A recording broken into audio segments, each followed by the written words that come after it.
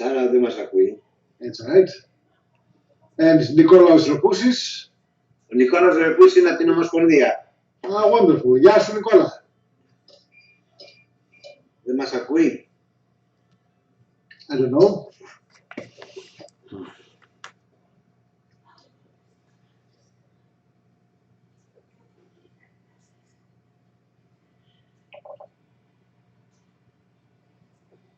That's okay. I see some messages on the text. Sarah says hello.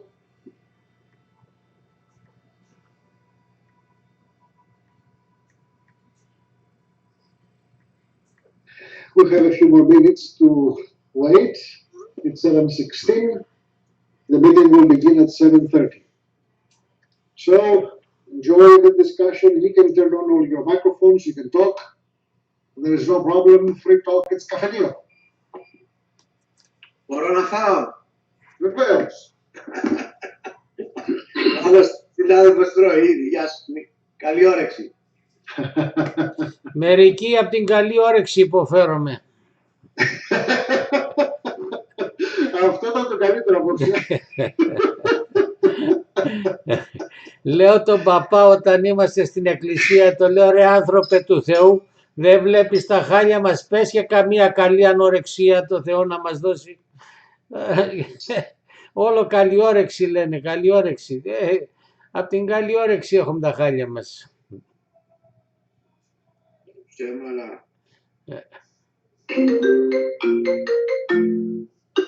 Ναι, Νίκο.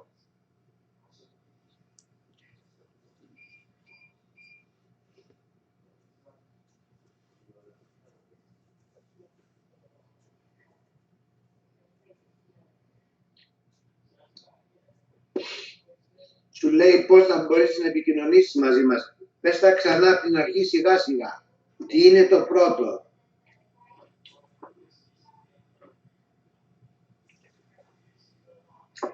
Γιώργο, we need to talk at some point. Maybe tomorrow afternoon, if this is good for you.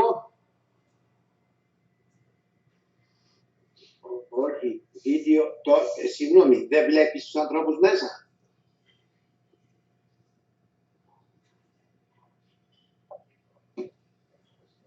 Δεν βλέπεις τρεις κυρίους μέσα, δεν τους βλέπεις. Γιατί όμως, αφού έχεις μπει κανονικά μέσα. Join video, το έχεις βάλει το join video. Δεν ξέρω Έλα γιατί. Γιώργο. Έπρεπε να βλέπεις, είναι Ναι. τρία άτομα και εγώ 4 Okay. τώρα. Ναι. Ναι. Ναι, οκ. Οκ. Για να το δω που το είχαμε. Ναι. Οκ. Οκ. Ναι. Ναι, θα Ναι, είναι βγει. άτομα που έχουν μπει ήδη μέσα. Ναι. Οκ. Άτομα που έχουν μπει Ναι. μέσα. Ένα λεπτό λίγο να το βρω τώρα το άλλο πάλι, να πάω μέσα να το βρω τον τίτλο όπως ήταν και να τον βάλω. Ένα λεπτό το ανοίγω τα email. Ναι, εδώ ήταν Emmanuel από εδώ. Εδώ είναι, ναι. Και εσένα το όνομά σου, ο Γιάννης ο Ρεμιδιάκης που είναι συντονιστής, το είδε. Μου είπε, Νίκος Ρεπούσης. Ναι, όχι, το κάνω εγώ τώρα εδώ. Ναι, τώρα το κάνω εγώ. Γιάννη, να ακούς. Το γράψα. Ναι, το κάνω ο κύριος copy Ρεπούσης και δεν πάω. βλέπει τίποτα, γιατί Video details, ενώ εδώ εκεί λέει. μέσα, Οκ, Δεν βλέπει. το βάζω. Video εδώ. αυτό τώρα Να σταματάξει, οκ. Ναι, τα γράφω, γεια. Ναι, οκ, βάζω τώρα. Ναι, Hello, how are you? οκ. Τώρα το κάνω.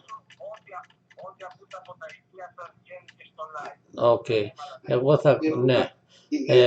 Εγώ δεν θα βάλω από τα ηχεία μου τη φωνή. Γιατί δεν ξέρω αν το πιάσει έλιος, δεν είναι, αλλά πριν όταν ήταν... Can you please mute yourself? Yes, ένα λεπτό Because we λίγο. have too much going on between Michael and you, so Οκ, εγώ κάνω mute το δικό μου, εντάξει. Ένα λεπτό λίγο, παιδιά, σας κάνω, περιμένετε. Οκ, πού είμαστε στο Zoom τώρα. And let's speak in English, please. We have Armenian here. Oh, that's okay.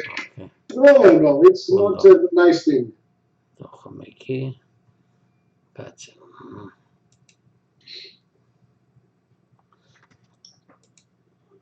Οκ, πού είναι. Οκ. Ωραία, Γιώργο, αυτό δεν είναι με το Zoom, είναι με το Microsoft. Το έχω βάλει, ναι. Ναι. So are we going to be seeing the viewers on our screen, or is it, there's two different types, right? There's one way, Yanis, where you see the viewers, and there's another way that you don't. Are we going to see the audience? Για να δούμε τώρα στο YouTube. Yes. Okay. Okay. Στο YouTube δεν έχει αρχίσει. And then each user can select from the three dots if he will see the gallery or the large gallery after some time. Right, no, the reason I ask is sometimes our audience members, background noise happens, and so we have to be trustful of everybody's looking not to make noise. Got it. Okay, I see what you mean. Ναι, okay. Ναι. Okay. Ναι. Who is admitting everybody? Are you, Yanis? I'm sorry, what did you ask, Carmen? Ναι. Are you admitting everybody who says? Yes. Okay. I will do the technical things, so you guys focus on the Ναι, το βάλω από εδώ το μικρόφωνο. Το κάνω εγώ από εδώ, άμα είναι όταν θέλω να μιλήσω. Αλλά δεν χρειάζεται να μιλήσω, don't worry. Εντάξει, έγινε. Μέσα, έγινε, ευχαριστώ. Οκ, ευχαριστώ πολύ Γιώργο, γεια σου, γεια.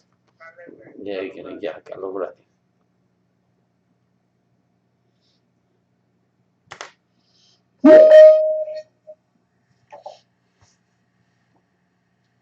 Hellenic and last one on the right.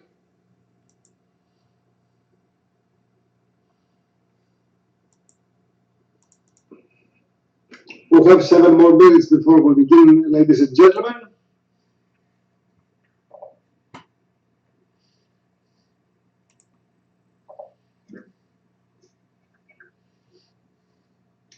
The most important person, my mother.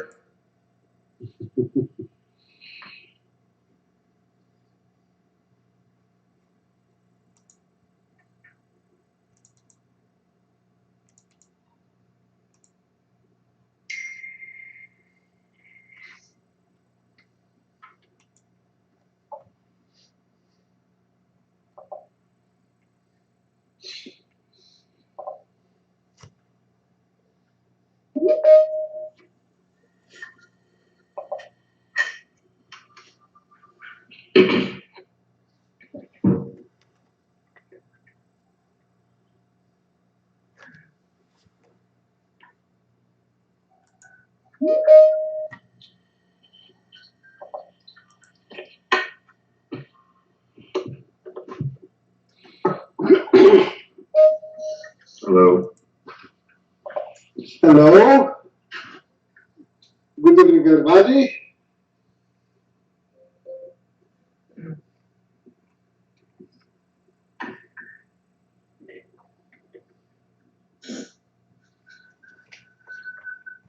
For the next 6 minutes, you can talk to each other. It's like a coffee shop. You can get some glass of wine if you want, or water or coffee, or you can eat something.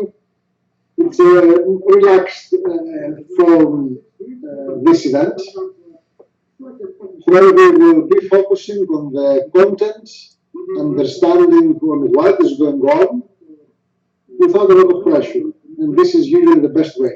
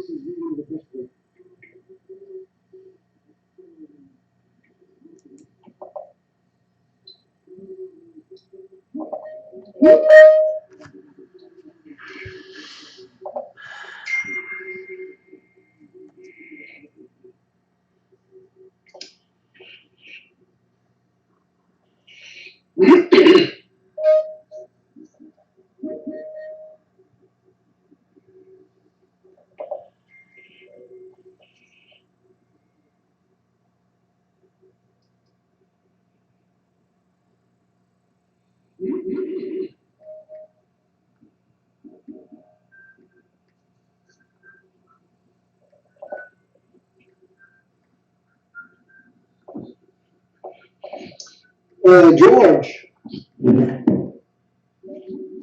George? Can you open your mouth? Yeah, George, you mean me, George Aguiros. George Aguiros, yes. George. Yes. Yes. Because I did not put much in my office to prepare myself. Can you please admit the new guys as they come in? Admit what? Oh, Manu, you're there. Yes. Can you please admit people because I need to get out the minutes. Let me see. Whoever comes in, I can admit. Yes. That's all. Right? Whoever comes in, yes.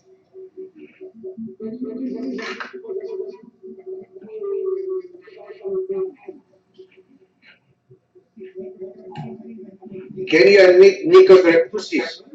Let me see who's there. Yeah, what? Nice background. Waiting people, lobby, admit all. Okay. Asiki, admit all, yes.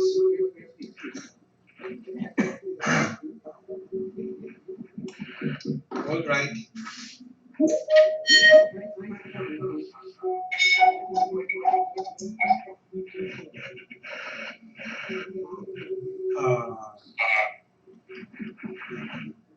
Sometimes it does. There's tricks to me.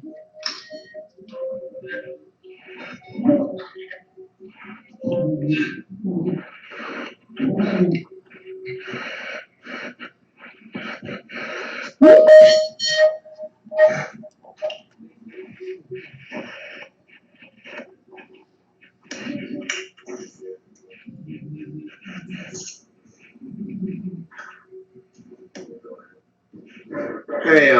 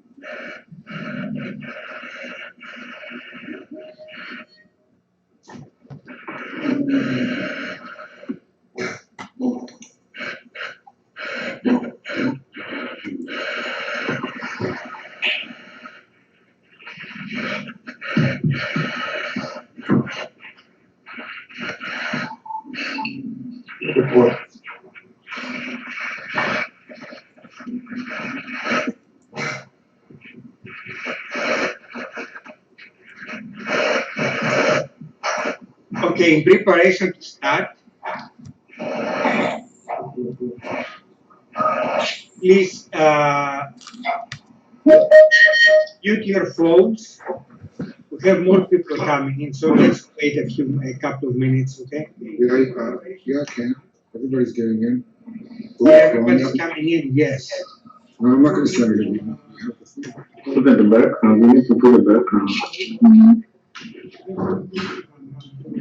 Let's increase. Ay. Yeah, take a background.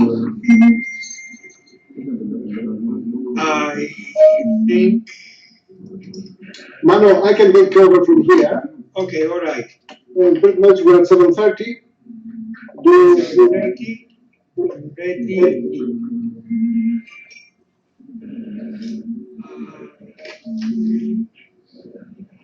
Okay. Let me start and we can admit more people. Good evening, ladies and gentlemen. This is the History Café of the Hellenic Cultural Center. I'm going to be extremely brief. This was a sort of an improvised event. We had to put it together in a very short amount of time because the events that are happening, that are actually taking place, holding in the region of Armenia, Azerbaijan, the general Caucasus area, are very pressing, and I think they should be seen in a more general geopolitical game that Turkey has started playing, and this is part of a much bigger game, which is the reshuffling of power after the vacuum that the United States have created by basically withdrawing from largely from the world agenda. The United States are no longer the only superpower. They're just basically one major power, and therefore now new powers are coming up, and they are trying to take place and exert power in areas where there is a vacuum. And this is exactly what we see. This is of great importance, both for Greeks and the Armenians, what we see today, because this is what was happening before the Second World War with Czechoslovakia, the annexation of Czechoslovakia with Hitler, and we cannot pretend, like Neville Chamberlain, that we were going to talk to Mr. Hitler and somehow find some way to negotiate and make reason out of him. This is no longer the case, and of course, I think it's very clear whom I imply to be Mr. Hitler in this particular case in today's situation. I mean clearly the president of Turkey.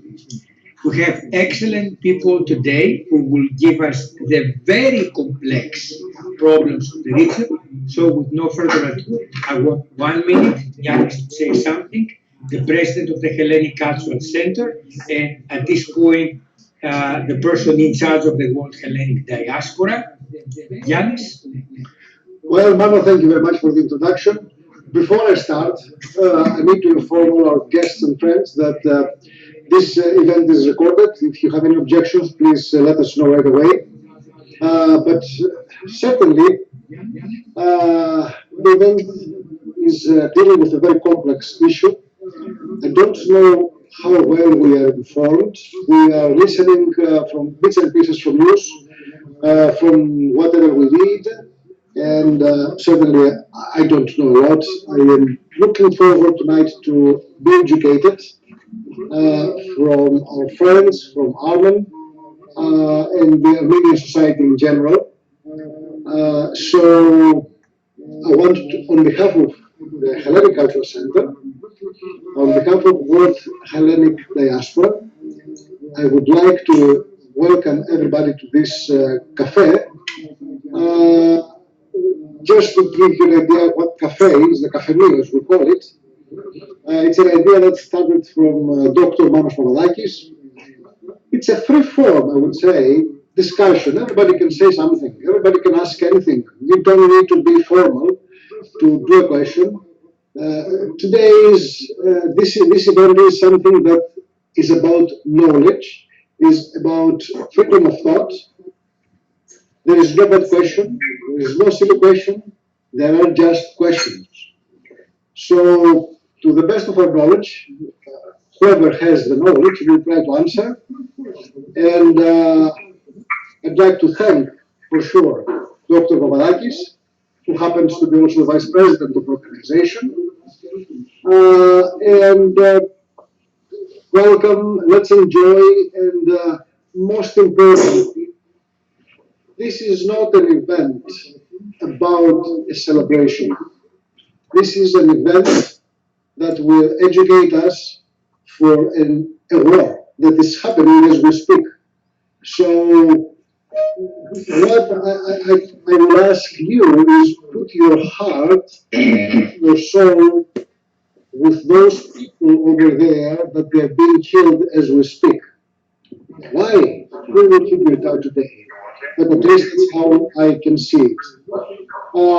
I will ask everybody to mute your phones, your microphones, so everybody else can be able to hear what the speakers will have to say. And it would be nice to identify the little hand that it is on the screen. So when you want to talk, please raise your hand, and you will take you will have the floor to talk in the order that the hands will be, raised. Thank you so very much. Let's wish to have a very successful event tonight. Very knowledgeable, and with that, I turn it back to Dr. Papadakis, who is going to contact the Thank you.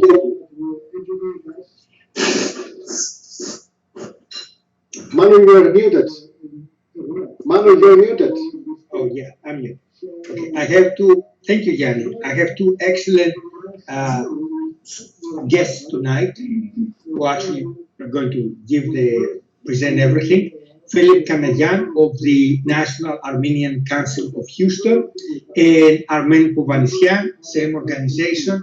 Armen is going to give the main talk. Both are doctors of jurisprudence. And with no further ado, please, Philip, it's your turn now. Thank you, Manos. On behalf of the Armenian National Committee of Texas and the Greater Armenian Committee, I'd like to thank the Hellenic Cultural Center in Southwest for presenting this. We don't have a lot of friends, and we remember who our friends are. When I contacted Armen about doing this speech, or lecture, his comment to me was, well, why can't you do this? And Armen, I'm going to tell you, I can do it competently, but I'm going to explain why you are possibly one of the best people to discuss this topic. When I was going through your biography, I looked at it and said, this doesn't describe who you are. You're one of the people who can probably talk about the past, present, and future of Artsakh better than anyone else. Your biographical details, you have an education at Berkeley, you have your Juris Doctorate at UCLA. You've been recognized for helping indigent people, primarily immigrants from Armenia and from these regions. You've served on the Armenian Bar Association 3 times as president. You helped found the organization. You presided over the Genocide Reparations Project. And you're currently on the board of directors. If that was all I knew about you, I'd say I'd be impressed. I know so much more. Your family, over the last 50 years, which 48 of them are my lifetime, has been on the forefront of every Armenian issue in existence. I can't think you, your parents, your brother, your sister, all of you have dedicated your lives to our cause. And for that, I'll always be proud of you. So with that, I'm going to introduce my friend, Armen Povanesyan. Thank you, Phil. Armen. Thank you, Martin. Let me say this.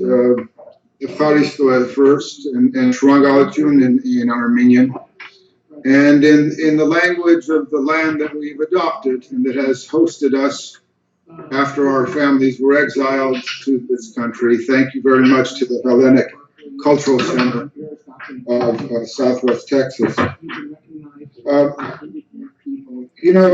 We're here because the bitter taste of blood and the continuing trauma of genocide has been revisited upon us within the last 3 weeks.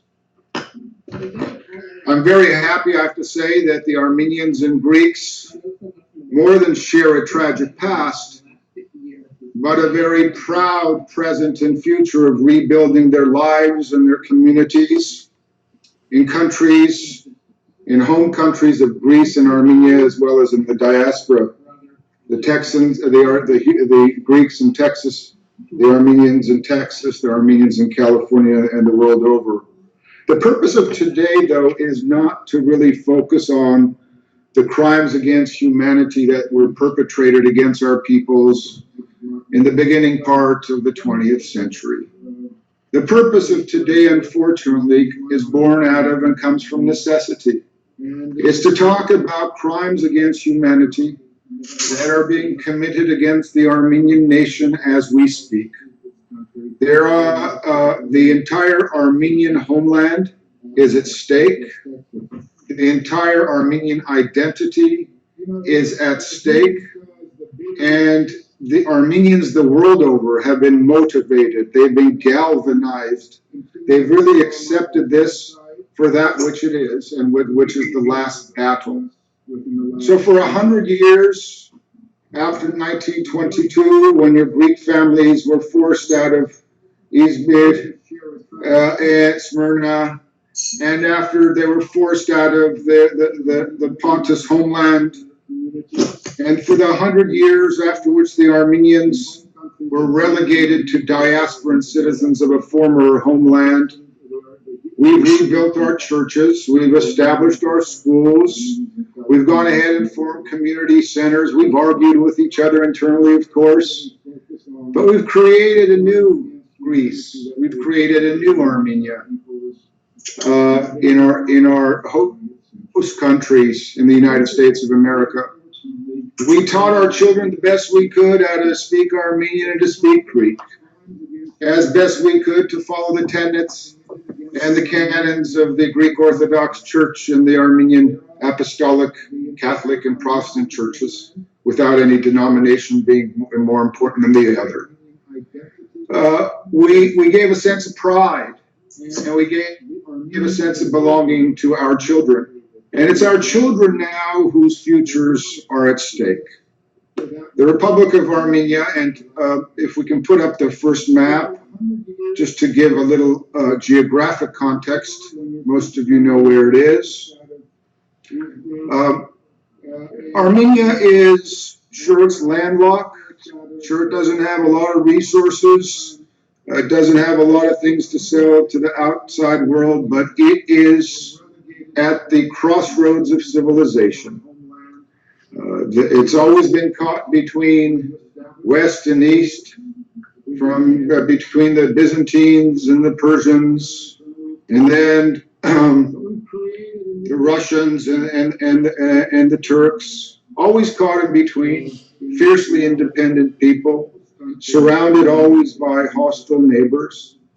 If you take a look at the map there, I want to draw your attention to the tanned-shaped figure. And if you look at the profile, you will see that it is generally looks very much like the profile of a female, with her nose jutting out not jutting out to the left, and her hair, and then going down her shoulders. And then you see the red shaded area, and that's the Republic of Artsakh. Maps oftentimes will put Nagorno Karabakh because that's the internationally known word for that area of the Armenian patrimony. But we would like to, and I would like to ask you to, when we refer to this, to call it Artsakh. That is spelled Artsakh. Nagorno Karabakh is not an Armenian term, it's a Russian-Turkish term, which still is nice in its translation, but I'm not even going to give it dignity there right now. So Armenia goes back thousands of years, much like the Greek civilization. Goes back to the 2nd, 3rd, 4th centuries BCs, like the Greek civilization. Like the Greek civilization who has been on its indigenous land for that many thousands of years and that many dozens of millennia, so too the Armenians have been living on this land from the thousands of years BC. And while we'll go back a little bit and talk about how we got here from 1918 forward, because that is probably the most relevant, let me just say this. Those people in that red shaded area are all Armenian. there are 150,000 of them. They're Armenians by birth, by education, by baptism, by all the rites of passage in life until death itself.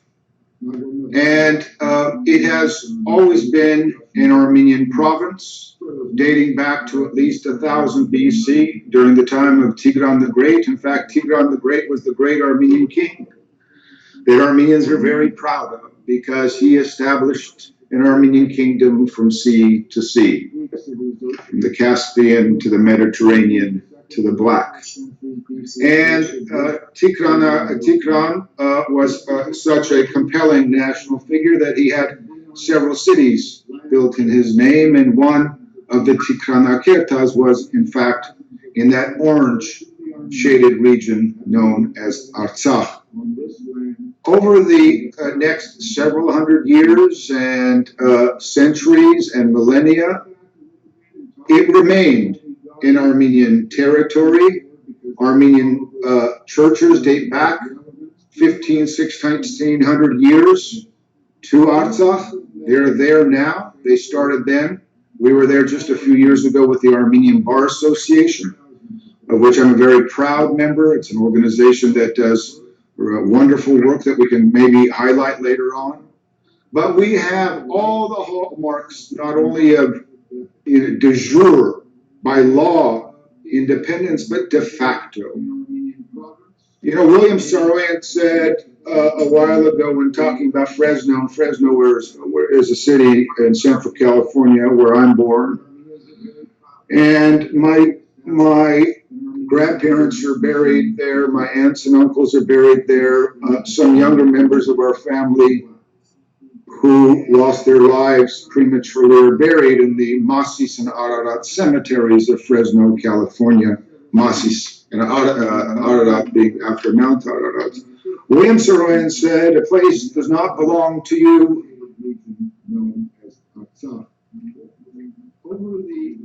until you've buried your child there." So, excuse me. So Fresno was his place and my place. And the reason why Artsakh is theirs and the Armenians is because we have buried too many of our children there. We buried too many of our children there in the last 3 weeks and in the last 30 days. It's preposterous for the Azerbaijanis or Turks to claim that this is their land. They're Johnny-come-latelys, yes. There are civil populations there and freedom-loving Azeris as there may be Turks, and we will accept them with open hearts. But we will not accept the aggression of the flags that fly in their capitals and at their embassies, because those are symbols of tyranny.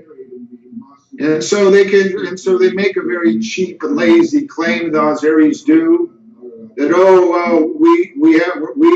we descend from the Caspian Albanians who were there in the 17th century.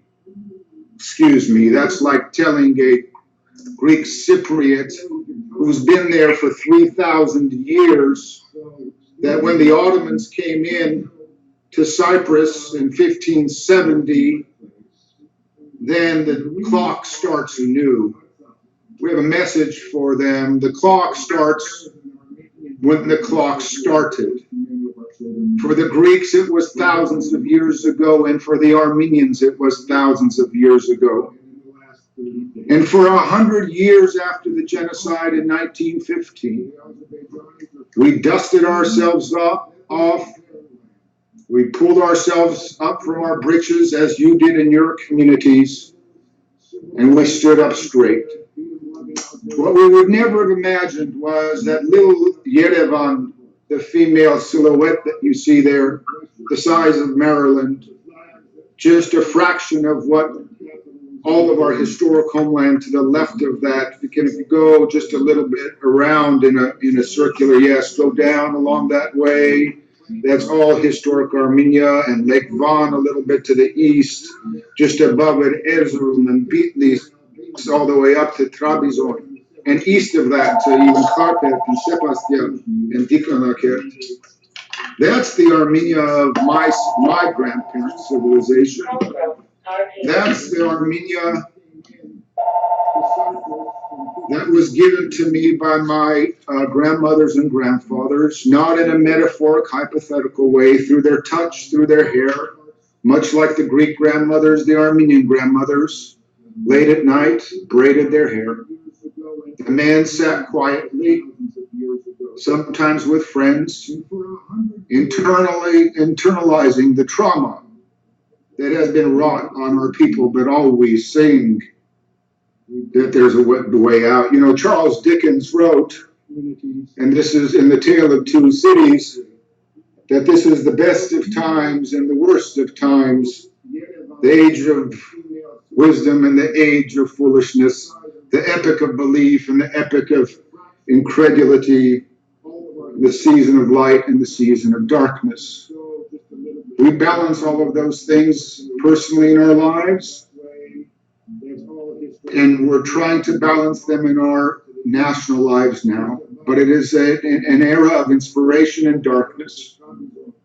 Because in September 27, 3 weeks ago yesterday, the Armenian civil population of Artsakh, and on this map you see Stepanakert on the top right of the orange shaded region. That is the capital of the free and independent Republic of Artsakh. All along that eastern, southern, and northern red fringe where Azerbaijan is, they started launching, unannounced, unprovoked, massive artillery incursions into the 150,000 men, women, and children sleeping at night. We have an army, the Republic of Artsakh does. It's been trying to defend itself with the aid of Armenia. But the Armenians are up against a much more complex and complicated foe. It's not Azerbaijan. It's Turkey supplying men and material, sending their generals to those cities just east of Stepanakert. They're Turkish war generals landing in the Ganzak, the Armenian word for Ganja, during the Russian Empire known as Elizabethpol, landing American-made F-16s that we have sold to Turkey to be used in the massacre in the 20th year of the 21st century against the Armenian people. That's one complication. The other complication, Manu alluded to it, is the geopolitics, geostrategies, and all those who you thought would stand at your side, and not materially necessarily, but at least in spirit, in articulation, in joining my sons and daughters on the streets as we march, to march with us. Those who have had themselves and their families be victims of crimes against humanity, the state of Israel supplying the technology for those monster drones which are being manned from Azerbaijan or from Turkish airspace, and they zero in on the civilian populations, to say nothing about the soldiers in Artsakh, and they decimate them. And it curdles your blood when on those videos you see the hurrahs of the Azeri soldiers after they have done in 2020 what they did also in 1915. And it's not only the material of the Turkey, they have positioned their populations to hate Armenians. They have become a hating community, and dare I say civilization, both in Azerbaijan and in Turkey. President Erdogan is saying, whoa, I hope Azerbaijan finishes what my grandfather started in 1915. President Aliyev of Azerbaijan says the Armenians aren't even worth the gum on the bottom of my shoe. They're not even good enough to be a servant vassal state of Azerbaijan. They are teaching their kids in school that the Armenian is the boogeyman. And so when you have developed a culture of hate, a civilization of hate against a victim population, the violator continues that he or she or it can operate with impunity. They are creating generations of genociders. Turkey and Azerbaijan are. As Turkey not only supports, but as Israel and the other flaccid countries don't stand up to show the backbone, especially in this situation, that you don't have to sell those weapons of mass human destruction to Azerbaijan. Israel, you don't have to do it. Yes, you get 40% of your gas from Baku, from the Caspian Sea. But if morality ever meant anything, especially to Israel, they complained that in American society during World War II, no Americans really got up and nobody went into Dachau and Auschwitz. And they didn't dismantle the Arbich macht free slogan, work makes you free, that it was the Russians and the English. And so they go ahead and they castigate the American non-response to their plight. And now they are guilty of the same transgression and a lot more. Their materials are killing Armenian girls and boys and mothers and fathers. Before I close this opening, then I said I would go to 1918 so that you understand not only the historicity of Armenian provenance and connection to that small patch of land the size of the state of Delaware, the Republic of Artsakh. In 1918, there were three trans-Caucasian republics. There was Georgia there to the north, there was Armenia below it, and there was Azerbaijan to the east. And they created a trans-Caucasian federation, and they had a legislature called the Seim, S-E-I-M. They did that mostly as a defense mechanism against the onslaughts of the Russian, the competing empires. In 1918, these republics, not out of great courage, great audacity, not because they had experienced huge military successes, they declared their independence out of necessity. Georgia, Azerbaijan, then Armenia. Armenia had just suffered a genocide less than 3 years before and still was continuing to experience a genocide. And it fought tooth and nail with citizen soldiers right there where it shows Yerevan, if we can do it with the cursor, and where Ararat is at the Battle of Sardarabad, Gharak Kilisa, and Bashabaran. And the Armenians of 1918 were able to repel back Kemal. Another thing that I will ask you as Greeks and Armenians not to say, in the same way that I asked you at the beginning not to refer to it unless we do it legalistically as Nagorno Karabakh, but as Artsakh. When Kemal is referred to, let's not call him Ataturk. He is not our Ataturk. He doesn't deserve that. He needs to be knocked off of that pedestal, not physically, but for the trauma that he has caused his own 80 and 90 million people, mostly many Kurds, in what is now Turkey. And so we were able to eke out a small, heroic republic from 1918 to 1920.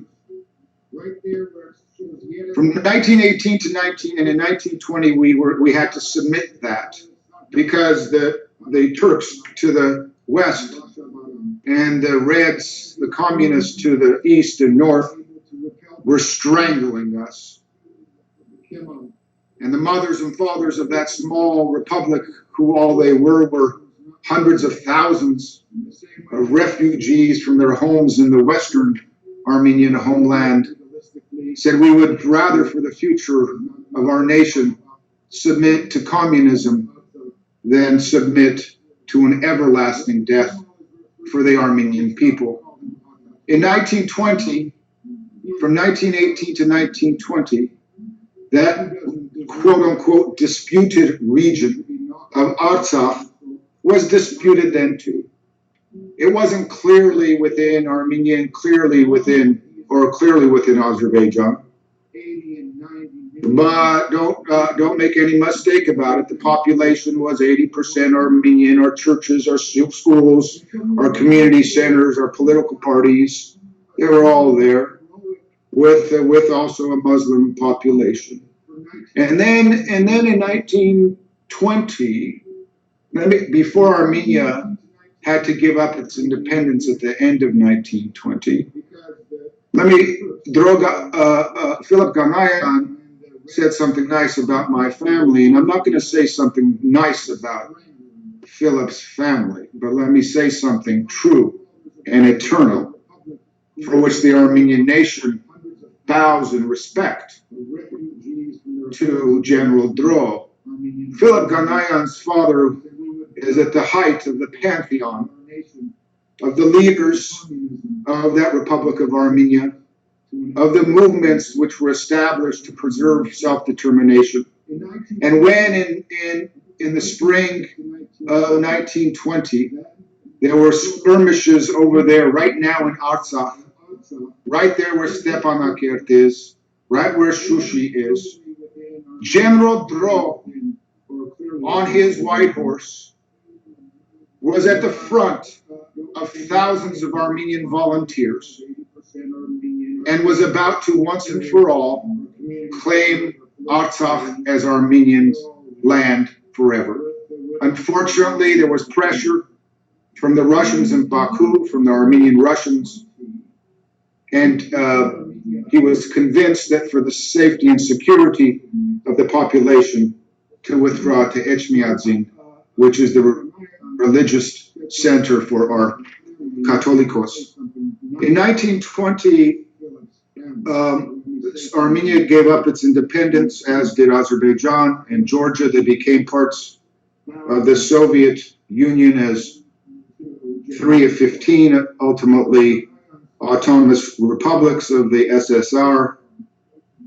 It was in 1921, and maybe Stalin getting a whisper from his Azeri-born wife, an Azerbaijani by birth and by faith,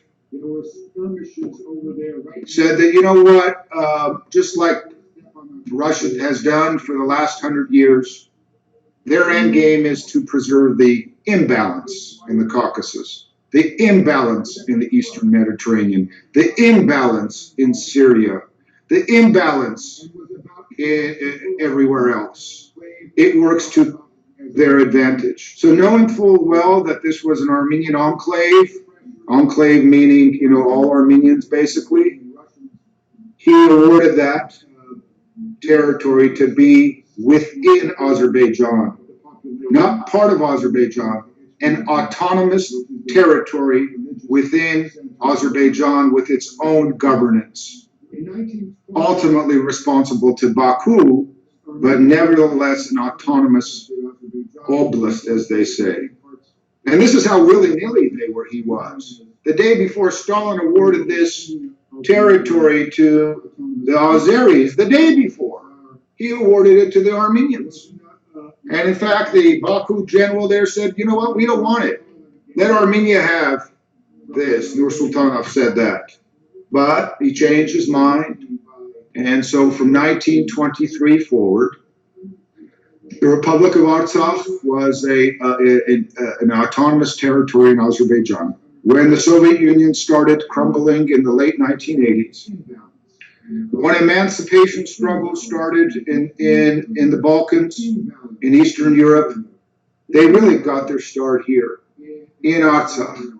It was in 1988 that the Artsakh Seas, the TSIS at the end of an Armenian name, is you are from there. So you are the Houston Seas, if I was going to say it in Armenian. So they voted for their independence. That vote was taken in line with the Soviet constitution at the time. But be careful what you ask for. Peaceful vote, full referendum, crushing majority of 99% saying we want to be actually not independent, we want to be part of Armenia. And then what did that do? Be careful what you ask for. Tens of thousands of Armenians in Baku and Sumgait and other cities in Azerbaijan were maimed and massacred and raped and decimated. There was no Armenian population in Azerbaijan anymore. We were cultural leaders, intellectual leaders in industry, in universities, but that hate was unleashed against the Armenians, that culture of hate. And then in 1991, again, the people of Artsakh voted in a referendum in line with the law of the land then that we want to secede. We want to become our own republic. The Soviet constitution at the time said, Azerbaijan, you guys just checked out of the USSR. Armenia, you just checked out of the USSR. Georgia, you just said goodbye to us. Well, the Soviet constitution said at the time, not only can the independent SSRs decide to secede, but so can these autonomous territories or oblasts. And that's what they did. And so then a war started, 1991 until the early 1990s, and the Armenians were able to protect their patrimony, to reestablish their lives, to be under constant threat of war.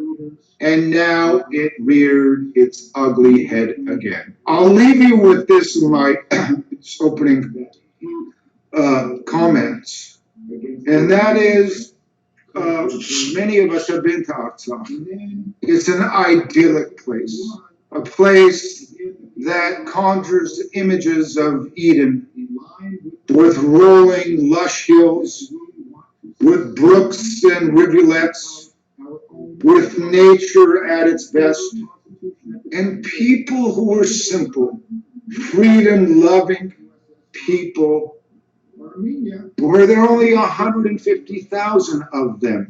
Why in their right mind would they try to attack a country of 10 million people to their east? They would never do it.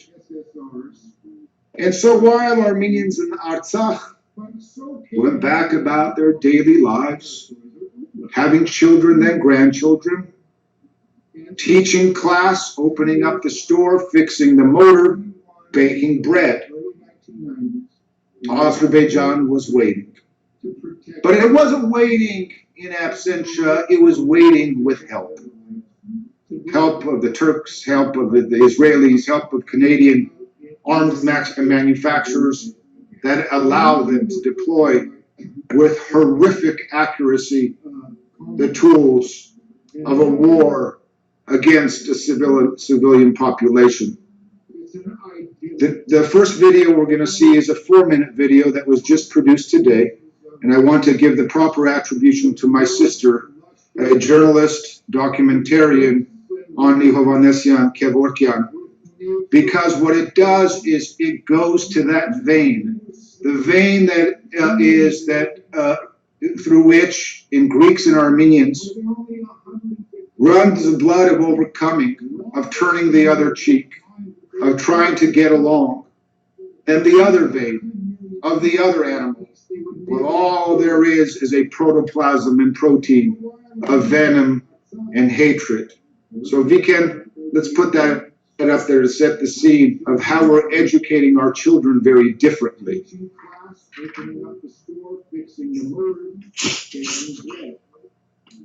Can you confirm the sound is on? It is not on. Let's start again.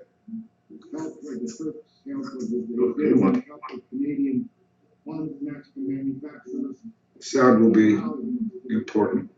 With horrific accuracy, the tools of a war against the civilian population.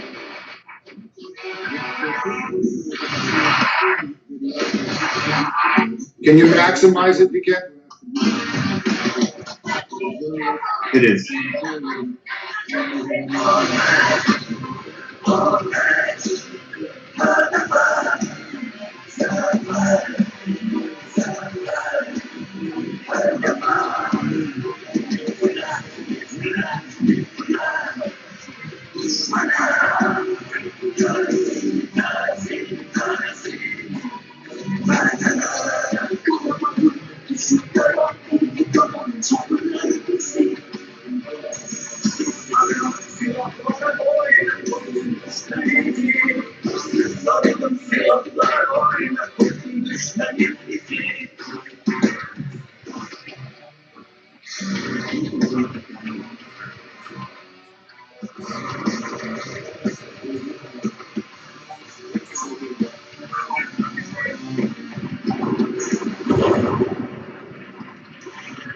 Violence erupted between the nations of Armenia and Azerbaijan on Sunday morning, with both laying claim to the Nagorno Karabakh region.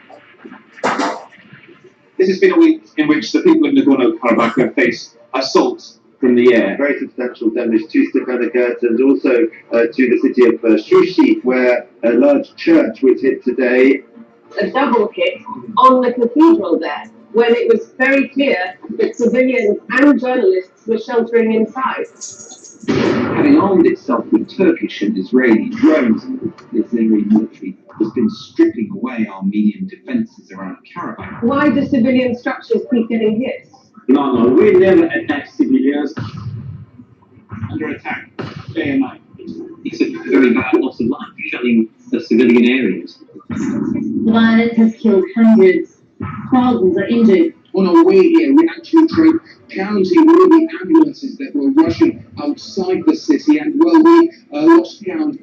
They defend their own country, and they're being blown to pieces by 21st century mighty weapons. Nagorno Karabakh, also known as Artsakh, is a breakaway region. 95% of its population are Christian ethnic Armenian, inhabiting the lands for centuries. It's also backed by the Armenian forces. I think there's no doubt that Azerbaijan started this military operation. Turkey is openly backing Azerbaijan. Syrian fighters from Turkish-backed rebel groups are now allegedly being sent to Azerbaijan to fight. Armenia is defending the status quo. Is there evidence of war crimes? There is evidence of that, yes. The region's ethnic Armenian population are being forced to flee, leaving their men on the front lines. We're defending our homeland, our family, and all those who live on this land.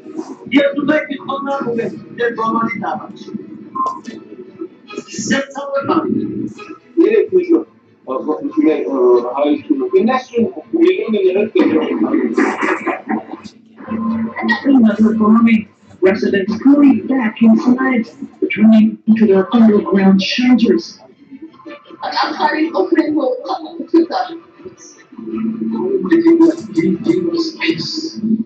An Azerbaijani soldier takes the Armenian flag out of the way in freshly conquered territory in Nagorno Karabakh and hoists the flag of Azerbaijan. He will continue to stand by his friend and brethren, Azerbaijan, by all means and with all its heart. Is an Azerbaijani Turkish international terroristic attack. The policy of continuing the Armenian genocide.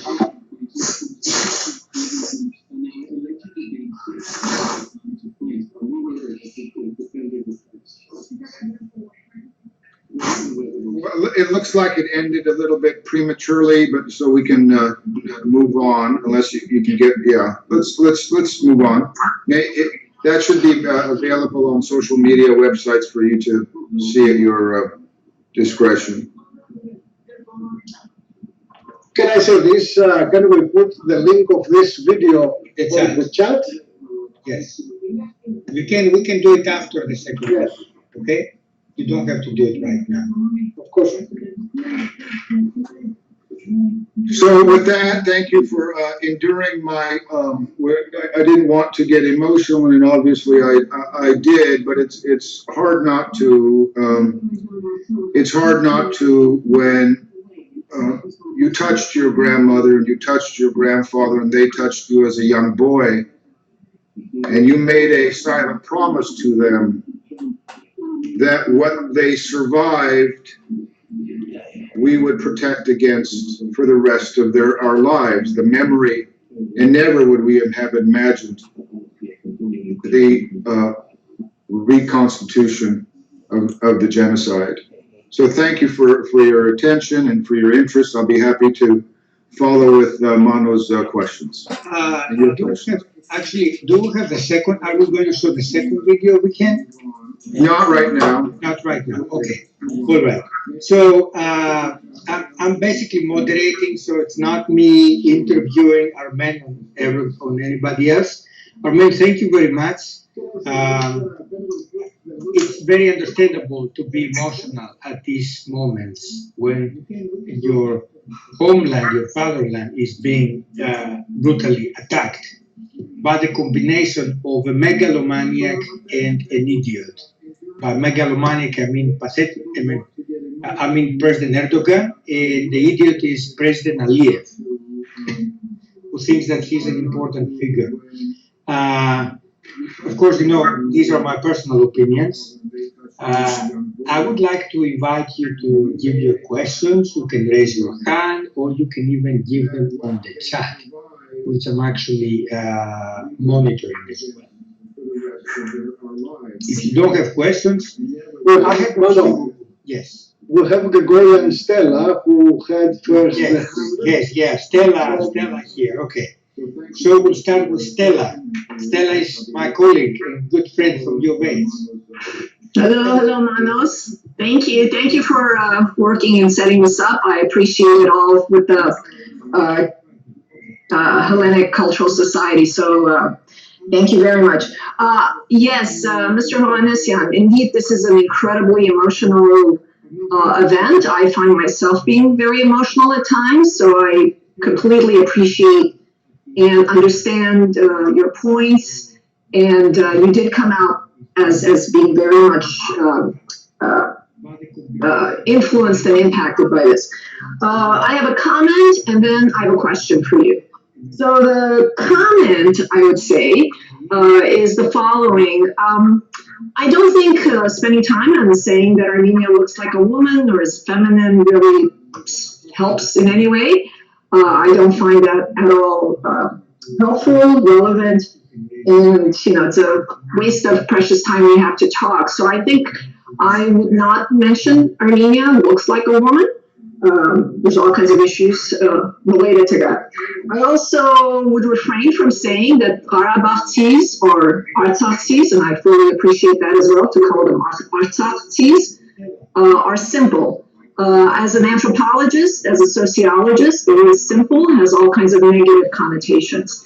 And it puts it in a juxtaposition with people who think of themselves as very complex, and very educated, and very worldly. So calling them simple, I kind of think I understand what you're saying, but I wouldn't use that term for Artsakh.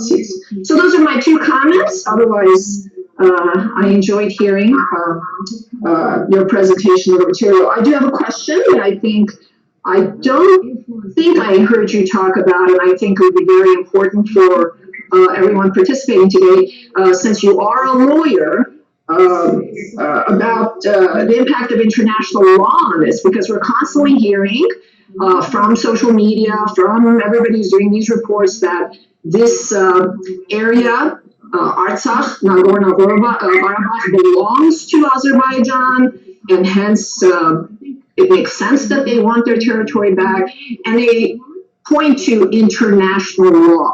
So could you say a few things about international law, about sovereignty of national boundaries, but at the same time, the fact that there's also international law about self-determination and how Artsakh has fallen between the cracks, and this is why it's a problem. This is why it has remained in this ambivalent state, because there really isn't international law to clearly indicate what's going on there. So you can make a few comments about international law pertaining to Artsakh. I'd appreciate it. Thank you. You're welcome, and I appreciate your strongly held beliefs. So in terms of in international law, there's a false tension, and I will tell you why it's a false tension when it comes to Artsakh's situation. They think that on the one end of the pendulum is a sovereign's right to territorial integrity, and on the other end of the pendulum, there's a people's right to self-determination, and never shall they meet in the middle. Well, that's a false dichotomy. That's a false pendulum. And the reason why is one needs to put it into context. The context, which I tried to outline, was that in 1991, pursuant to the applicable constitutional laws of the Soviet Union, the people of Artsakh voted to be free and independent. So to the extent that we're saying, is this lawful or not? It is lawful. That's secession. No one has challenged that 1991 as being, a fiat, as hanging chads, as being non-compliant with international law. What has happened, Ms. Gregorian, is power politics. And because this is Artsakh and it is not Kosovo, we don't have a power that stands behind us, like in Kosovo, the United States and the Western world. We don't have even a single republic like that self-declared Northern Cyprus, that at least they have Turkey. To this day, nobody recognized the legitimacy of that republic. International law, let me give you a little primer on it, Ms. Grigori, and that is there's something called the Montevideo Convention of the late 1930s. And this is for everybody. And this is for everybody to know that the claim to statehood, not to the right to secede, to statehood, is embedded, is cemented in international law. There are 4 prongs that must be satisfied for a state to declare itself and to be independent. One is a permanent population. Artsakh has a permanent population. 2 is a defined territory. And you still can have sort of border skirmishes, and under international law, yeah, there's a defined territory. 3, you need to have a government.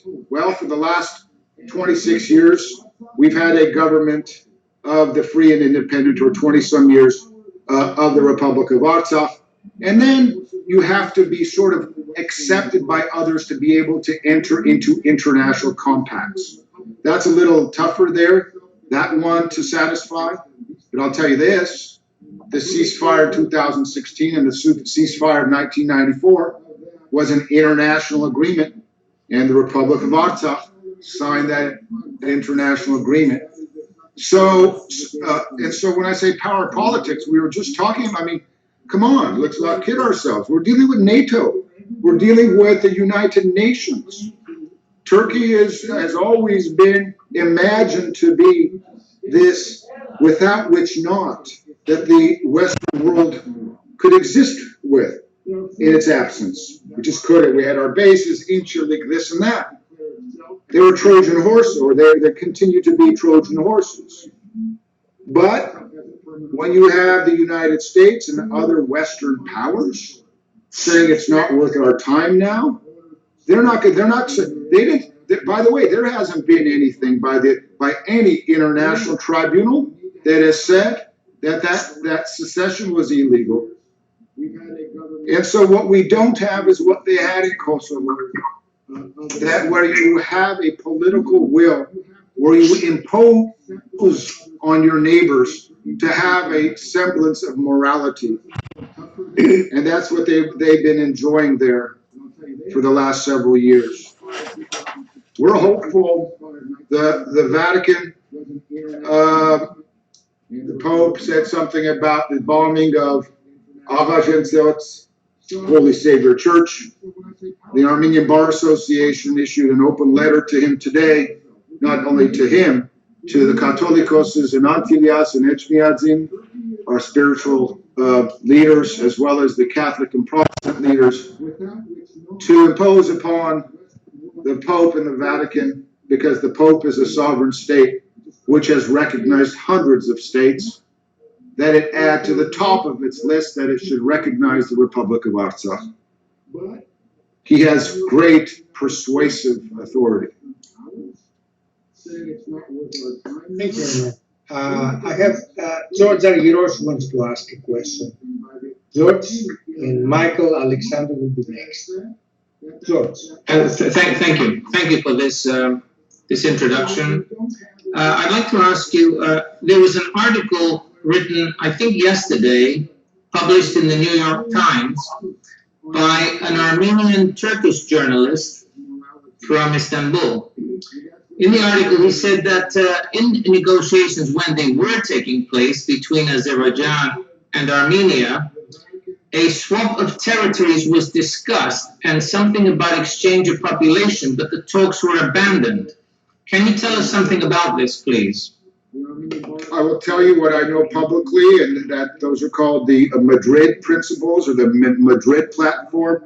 So as I mentioned, after Artsakh declared rightfully its ability to be a free and independent country, they started a war against that fledgling republic, after which there was a ceasefire, and there were flare-ups here and there over the next 25 years or so. During the next 25 years, which brings us to today, during the last 20 years, there have been efforts to reach a diplomatic solution to this conflict. Among the platforms that were taken seriously, sponsored by the Organization for Security and Cooperation in Europe, the organization, the OSCE, with the co-chairs of Russia, France, and Great Britain, that they were going to try to broker a peace. The swap of lands, kind sir, that you're referring to is that among the menu items apparently discussed by the foreign ministers of Azerbaijan and Armenia and others, was that there were some territories that the Armenian Defense Forces took control of as a security buffer during the 30-year-ago war. So these, I don't know about a swap of territories. I've never heard that Azerbaijan is about to give some territory back to Armenia or Artsakh. That would be a first for all of us. I think what's being given under consideration, that there was this protective, Kodi is the name in Armenian, belt of a handful of villages and districts, and that's what was under discussion. But the problem with the Madrid principles is this. So it may contemplate the return of those lands, which have now been populated by Armenians, but that doesn't bring lasting peace and security, because the Azeris still have a hunger and a thirst to crush and take Artsakh and then and take it back and repopulate it. They want, make no mistake about it, they want, just like Armenia without Armenians, Artsakh without Armenians, and they won't stop short of that. But here's their thing. They say, okay, we'll take back the 5 territories, and then we'll have a referendum to decide on what happens to the rest of Artsakh. Well, excuse me, we had a referendum in 1991. Why are we going to do in 2021 that which we did 30 years ago? Yes, Michael Alexander. Michael? Unmute yourself, please.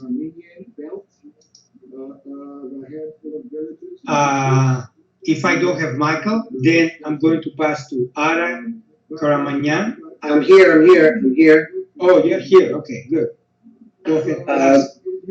Thank you very much for the invitation to be part of this wonderful discourse. I would love to say thank you to Mr. Hovhannisyan for the historical perspective and also the emotional dimension of your presentation, because as Greeks, we're going through the same thing with President Erdogan, who all of a sudden woke up one day and he wants about 20 of our Aegean islands. I think his expansionist ideas almost reach downtown Athens if you let him do what he wants to do.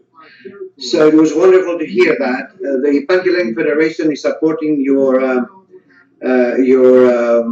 fundraising campaign by sending the email to all our members. There are thousands of members in Florida on our mailing list, Facebook, etc. So thank you for all that. But I have a suggestion to make. The Pontian Greeks commemorate the genocide around May every year. The Smyrna Greeks celebrate it around September every year, and I think the Armenian genocide commemoration happened somewhere in between.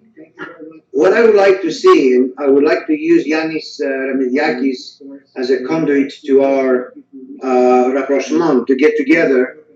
Let's talk about having a gigantic commemoration. Each individual community can do their thing, but we should have one in the United States of America, so everybody in this country will know one.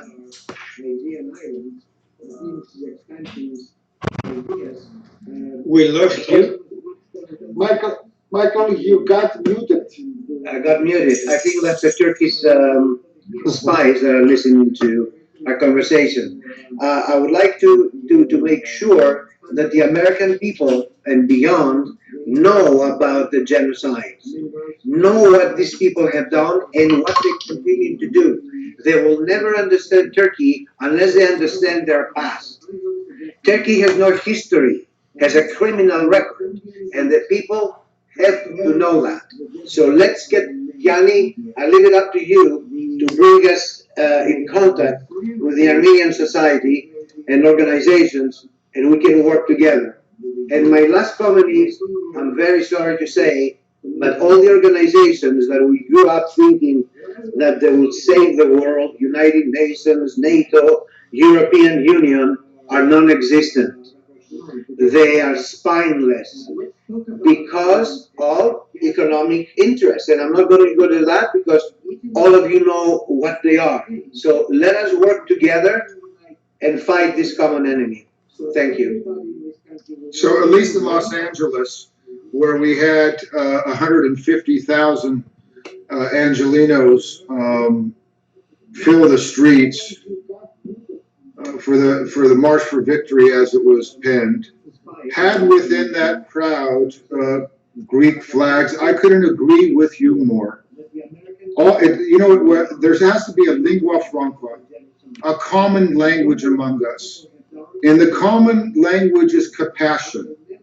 And some of that compassion takes the form of getting our bodies together at the other's church, at the other's community center, at the other's classroom.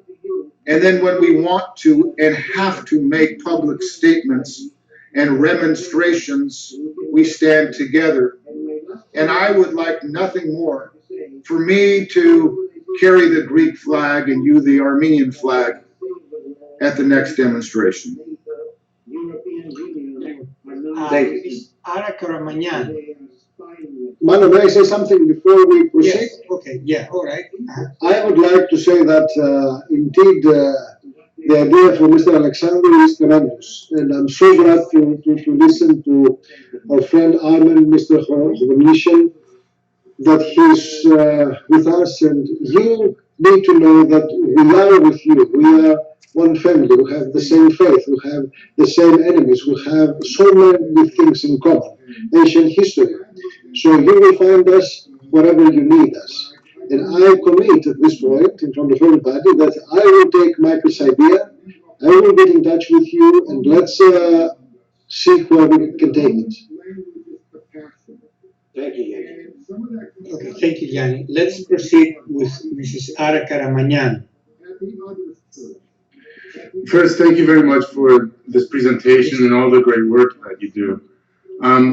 I wanted to ask you, as an Armenian, you understand my position on all these things. As an American, a proud American, it's so frustrating to me to see America's position regarding Turkey. They've hurt us. They've hurt our country so many times. They really squeeze us anytime we want to use the Air Force Base, Irslik, and they know they can take advantage of us because of that Air Force Base and because they know that that's our only military option in the region. Now, this is going to be controversial, but Armenia itself won't allow an American base in Armenia, properly and understandably so. We have the pact with Russia, etc. But Artsakh,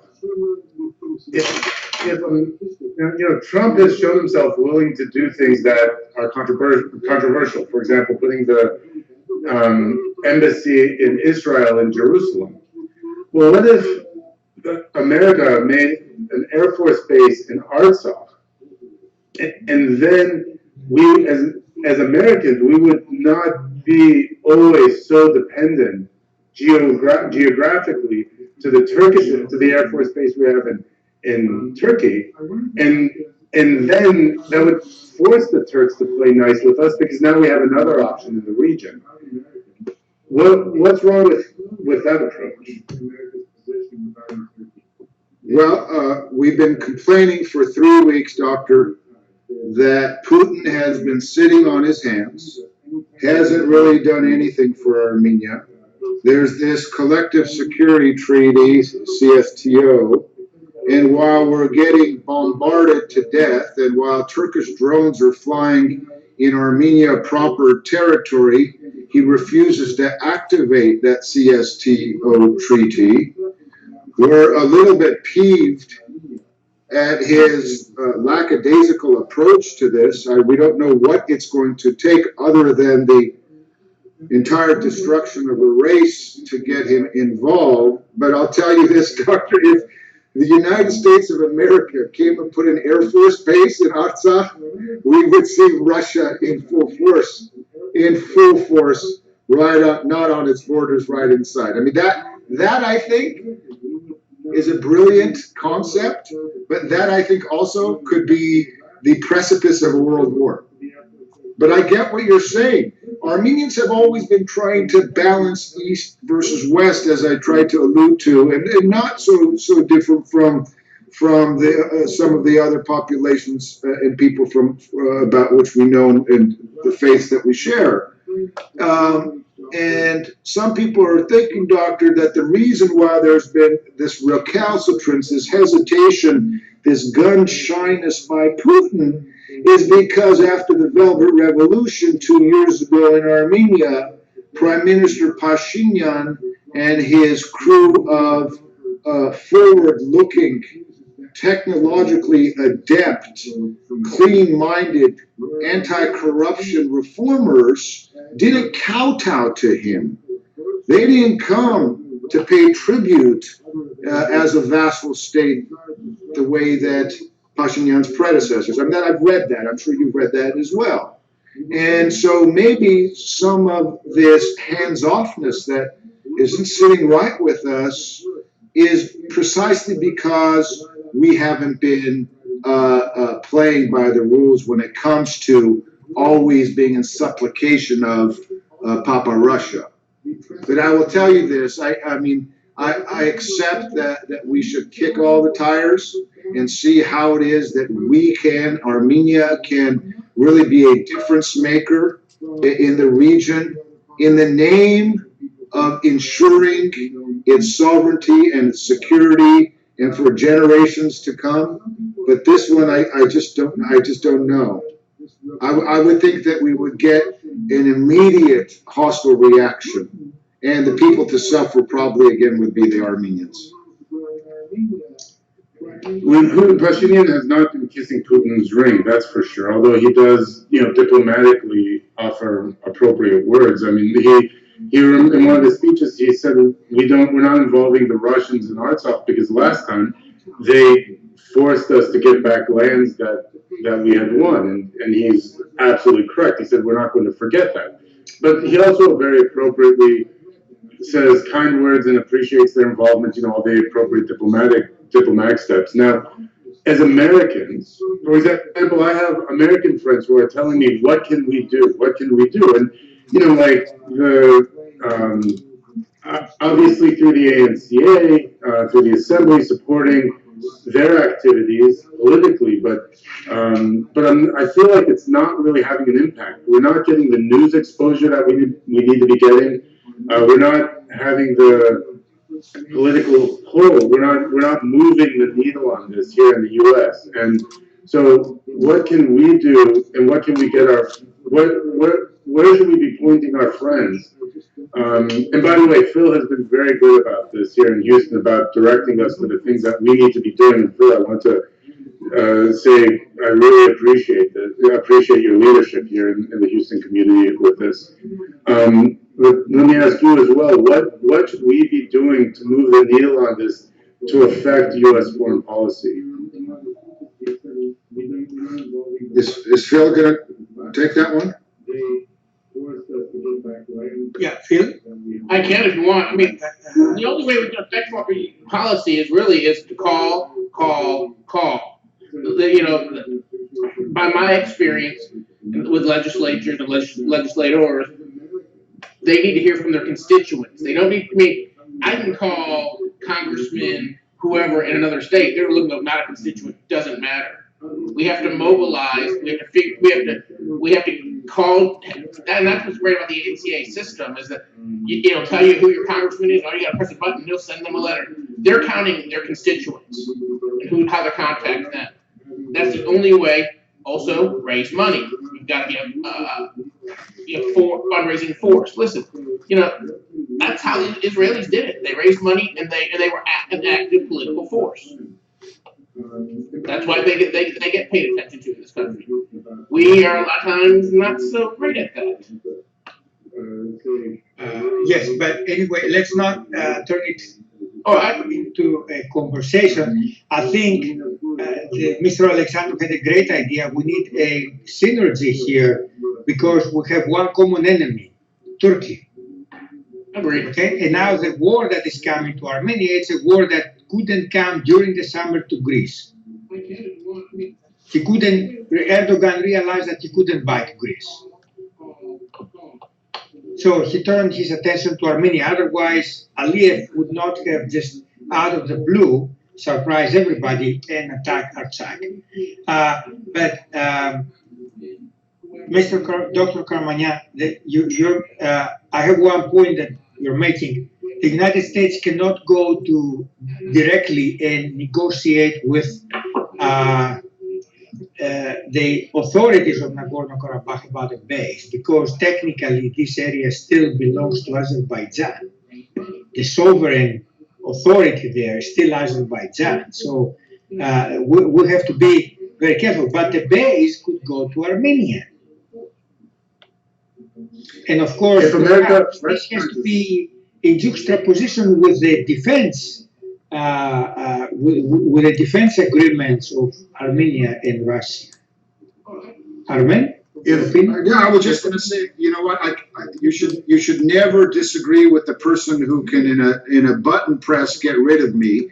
And so, excuse me, Mono, but it is not part of Azerbaijan. It is not part of the Republic of the Republic of Artsakh is just not part of the Republic of Azerbaijan. It has I'm saying what basically the Department of the State would say. Well, I'll tell you this. We have dozens of states that are United States that are recognizing the independence of Artsakh through efforts of recognition. You have earmarks from the United States Congress to the Republic of Artsakh for humanitarian reasons. So what they're doing is we're building up a culture of legitimacy, yes, so that the Republic of Artsakh will ultimately be one of the almost 200 nations now at the United Nations. But I understand what you're saying, and I sort of mentioned it in passing that the monolithic NATO-led United Nations All Boys Network, and also which is in bed with the tyrants of the world in that same esteemed body. They haven't given us the light of day in the United Nations. They have recognized the territorial integrity of Azerbaijan. But in the end, we haven't brought a case. The UN wasn't passing on it. It was some type of statement. By the same token, they've said that, Pompeo, our Secretary of State, just the other day, a lot of Armenians were upset because it didn't go far enough, but he says, I'm with the Armenians who are trying to defend themselves against the Azeri aggression. So we should read not only between the lines, but read the lines themselves. Yeah. There is a question from one of your former students, Armen. Alex Janoyan. He asked, in your opinions, what brings long-term stability and an end to this conflict realistically? And I would like to echo that question. I was also going to ask you about that. Well, first, Alex, I don't think that I was his teacher. He may be confusing me with my father, who's been a history professor for more than half a century at UCLA, but I will take the compliment nevertheless, and maybe my father will take the compliment that he's a lot younger than he is now.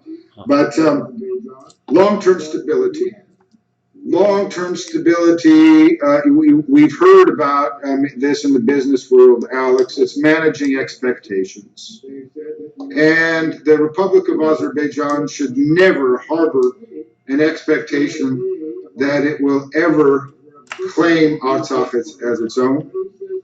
By the same token, perhaps the Armenians of Artsakh should also manage their expectations that when the dust settles and where a peaceful milieu settles and lowers on every morning and evening in Artsakh, that their neighbor may be an Azeri instead of an Armenian, that their children's classmate his name may not be Rafi, but may be Mehmed. And so we have to condition our populations to allow for peaceful coexistence. I can say categorically that the Armenians, by and large, are ready for that. And I can unfortunately also categorically say that most Azeris and Turks are not. Again, our beef and battle, not with the rank and file of those races, it's with their governments. But when the venom and that poison that I mentioned before has been dripped without being discharged from the hospital, and you have that IV, that the Armenian is the enemy, I just don't know. They need to manage their expectations, Alex. They have to allow, they have to come to grips with the getting off this pan-turn. And there's so many issues we haven't talked about today. One is Erdogan's, continuation of the Ziya Gökalp's pan-turnism ideology from the early 20th century.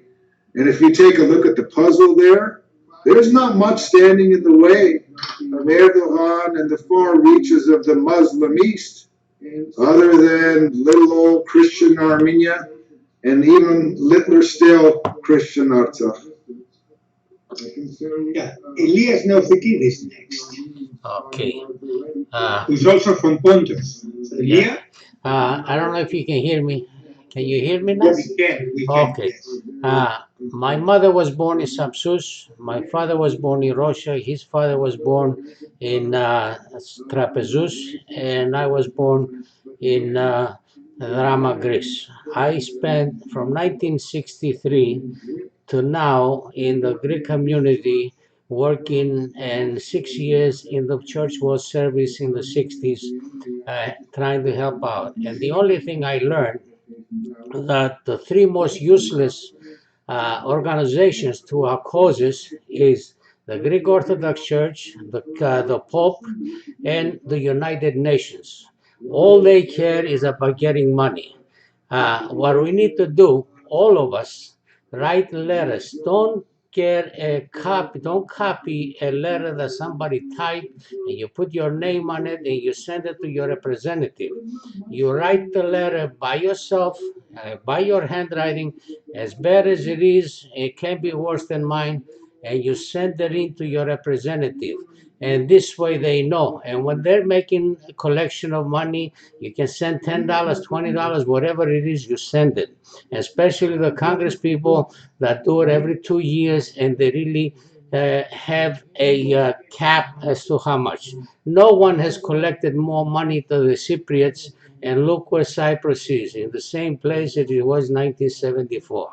So, laws of the international laws are only as good as someone that has the power to enforce them.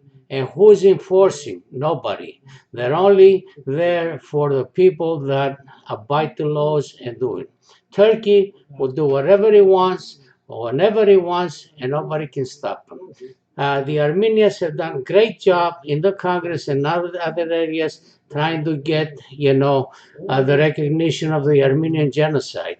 Sophia Costas in Philadelphia has done a great job in a book that he has out there, what is called Before the Silence, which is completely full of newspaper ads from 1867 all the way to 1923, American, German, English, Irish, Japan, Canada, all the articles of what was going on during those years in all the killings, all the atrocities of Turkey was going on. There's nobody can dispute that. We need to get those newspapers, and we need to do that.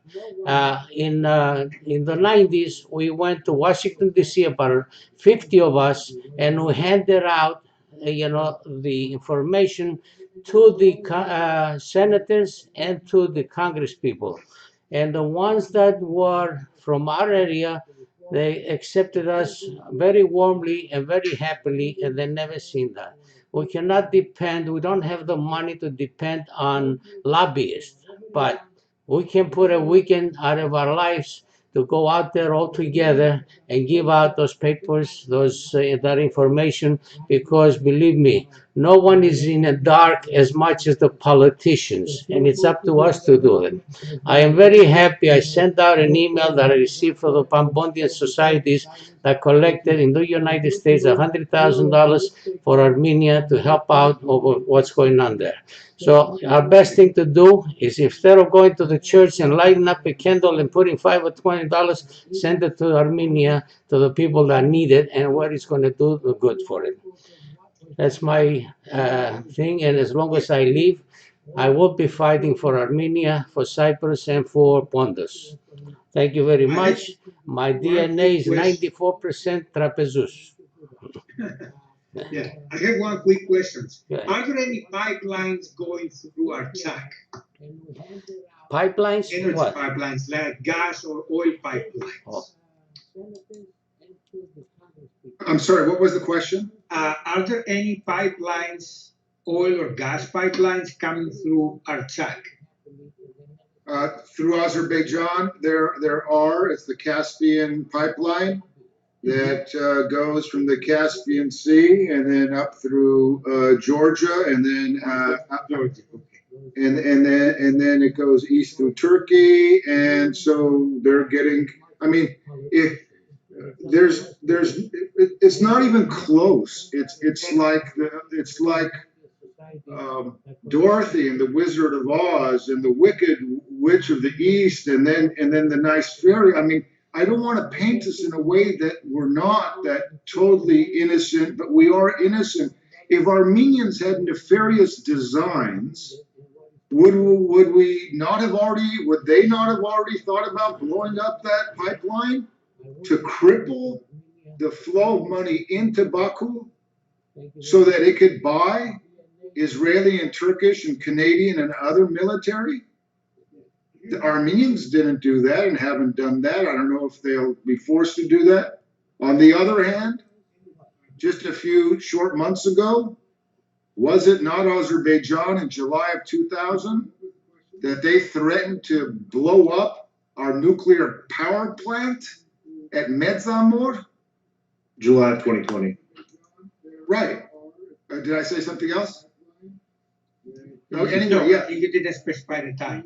Oh yeah, July 2020. That is a violation. That statement, that threat, is in violation of international covenants of governance among countries. Yes. Mr. Homatash asked the question, why doesn't Armenia throw the Russian base out of their country and invite the Americans if Russia does them no good? We discussed this a little bit, so Armen, please be brief. Well, okay, so I'm not a leader of a country, nor am I a political scientist, but my simplistic view is that Armenia is critically important to Russia. Armenia is one of the last places that they will leave of their own free will. It's a gateway to the West, not so much to the East.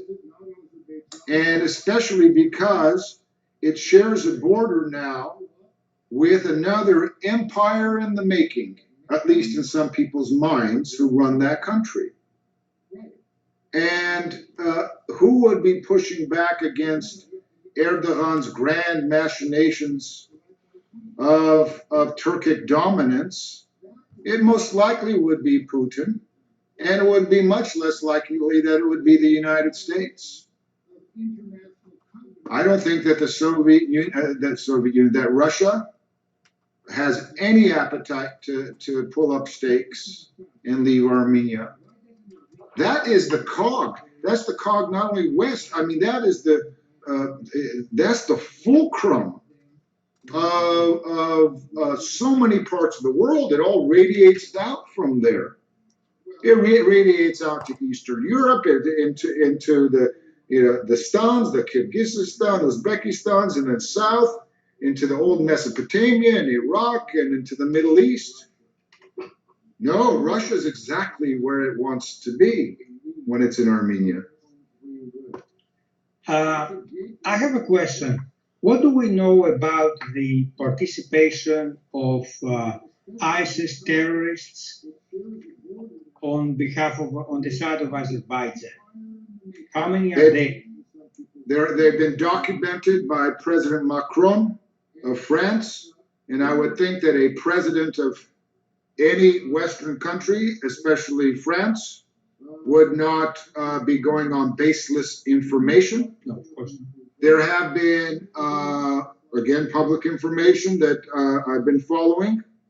There have been several encounters with the jihadists who have confessed to being hired in Syria, trained by the Turks, paid by the Turks, ferried then to that part of the world, given a pittance of $1,000 or $2,000, being promised that they are only going to serve on the back line, only to find out that they're being thrown to the front, and then they become totally despondent, in utter despair, because they understand that the Armenian is not going to give up her land, ever.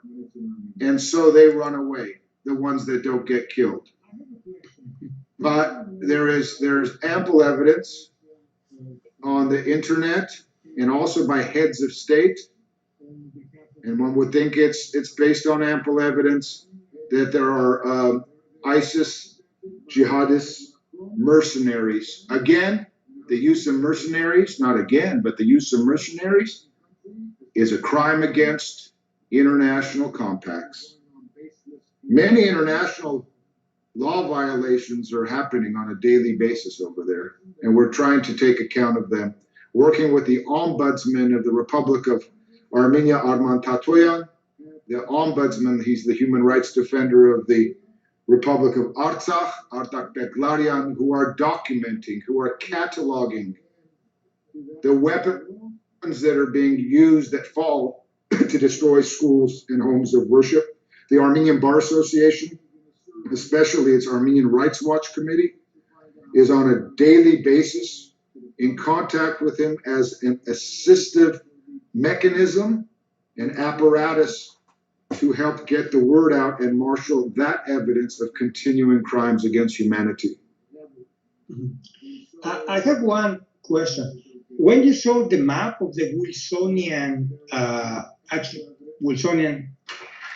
President Wilson, Woodrow Wilson, map of the Armenian mandate, you also showed that you could, for those who understand a little bit the geography, Artsakh was part of Greater Armenia, but also the areas west of Artsakh that are presently, when you saw in the maps, they were they shown not to be Armenian. Those used to be part of Armenia.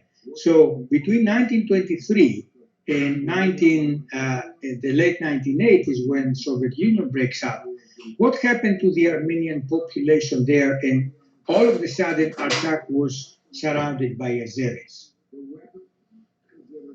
So when the Armenians were, you're saying when they had the independent autonomous oblast, what happened? Yeah, during the time of 1918, basically. So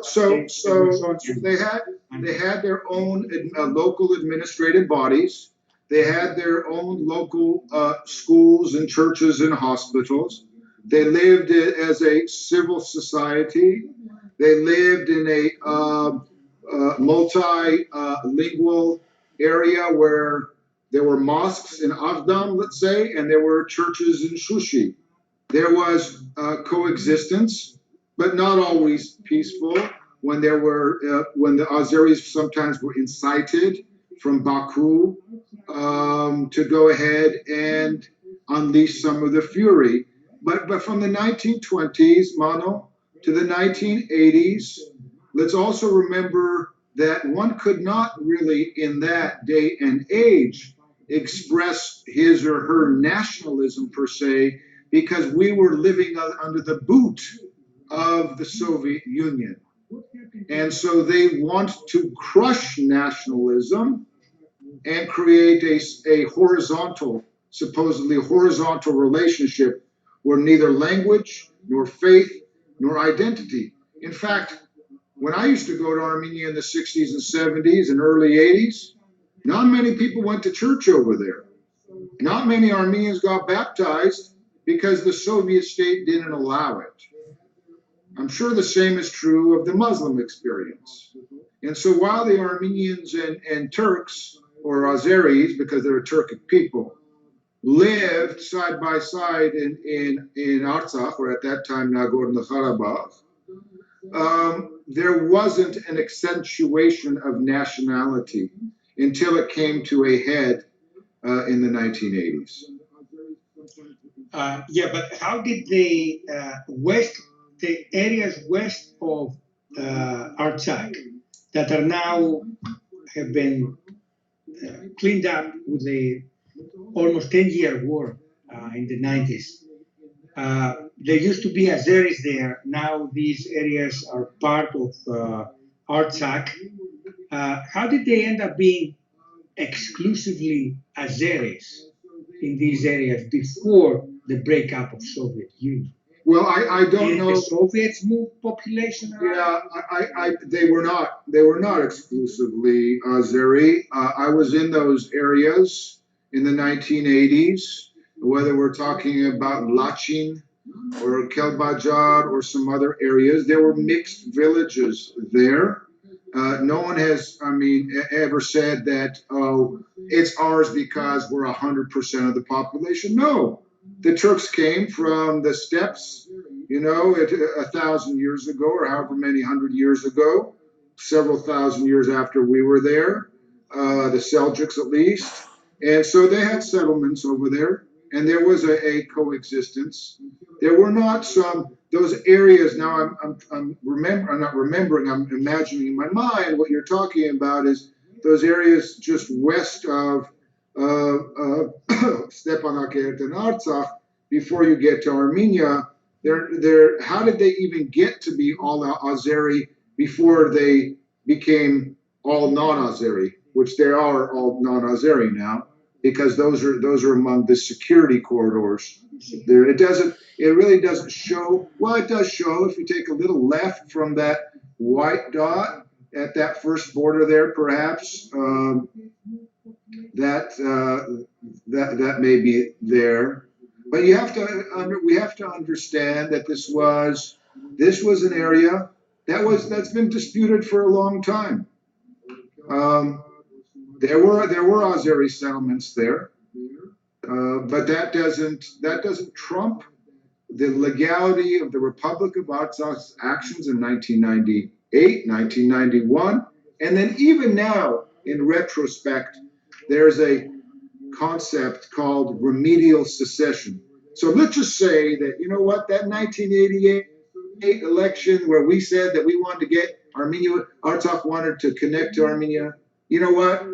False, fraudulent, illegal. Okay, 1991 election that we, the Republic of Artsakh, want to secede from the Soviet Union, even though it was right down the middle of the highway of the Soviet Constitution. Let's just say, no, false, fraudulent, bad. You can't.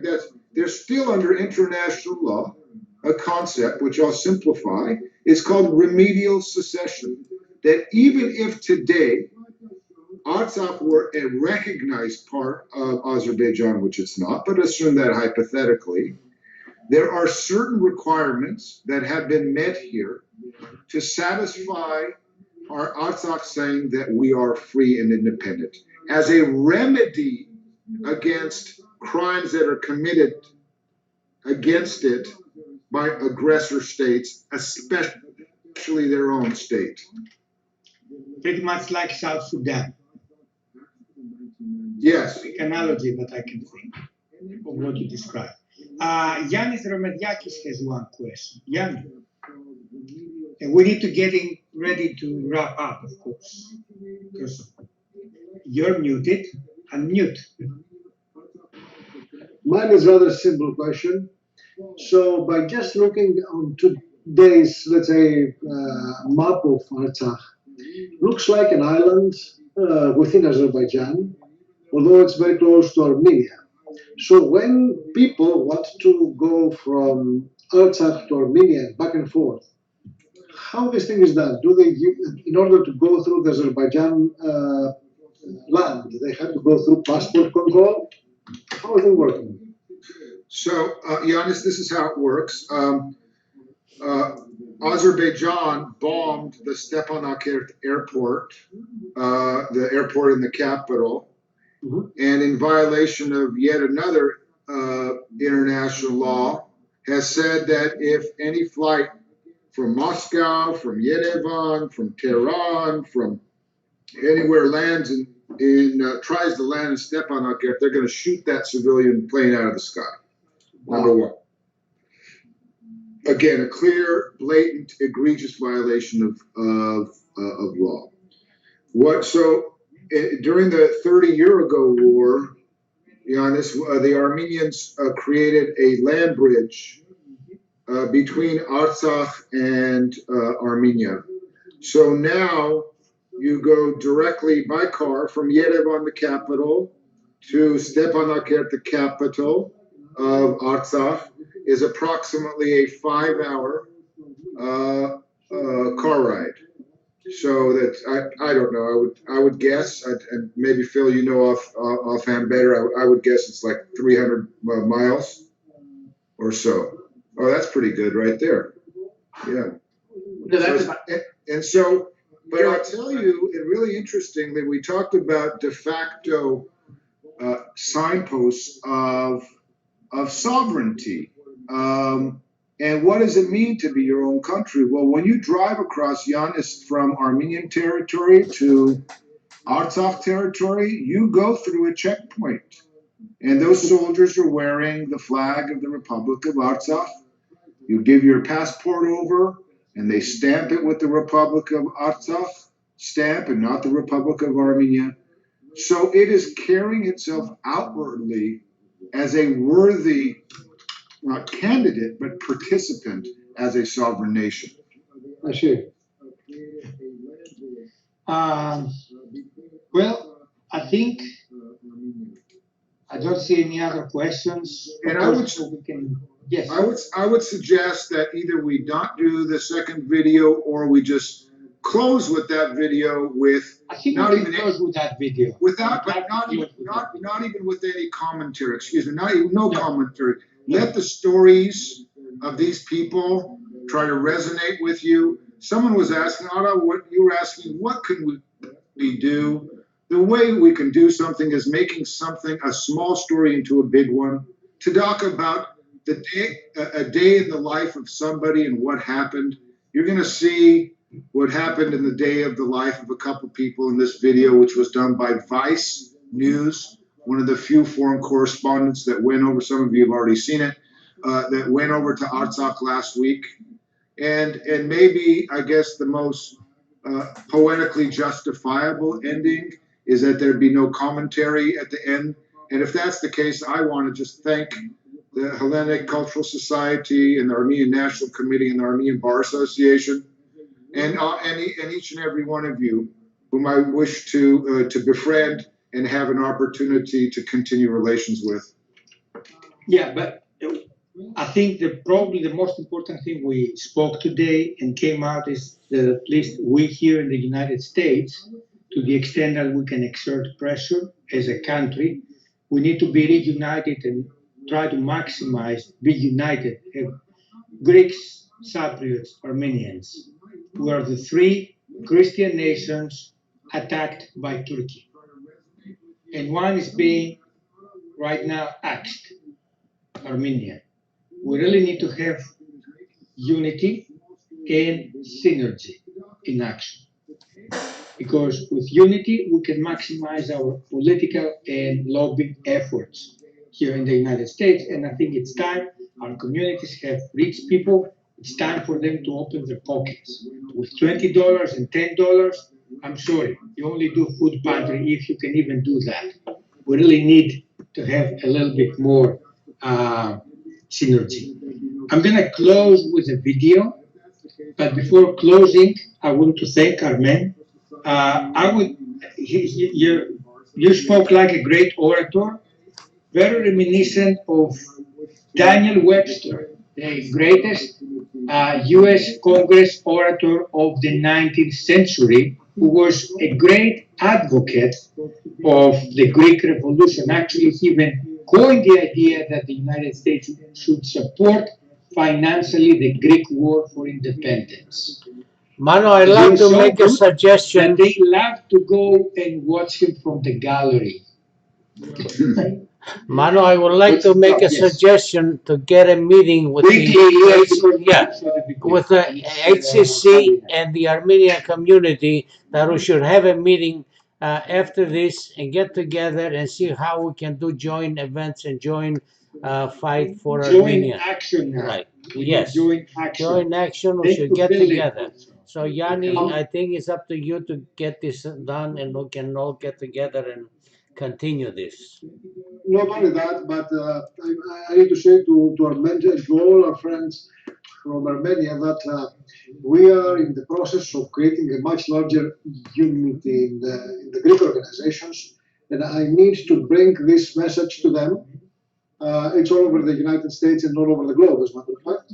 And maybe we can have some discussions on how we can expand it in a nationwide, global level, and unite the two diaspora people from Armenia as well as from Greece, and all together we can hopefully do something. Okay. Thank you, Ahmed. Let's give a hand to Philip and Ahmed. And thank you, Vicky. Vicky, the video.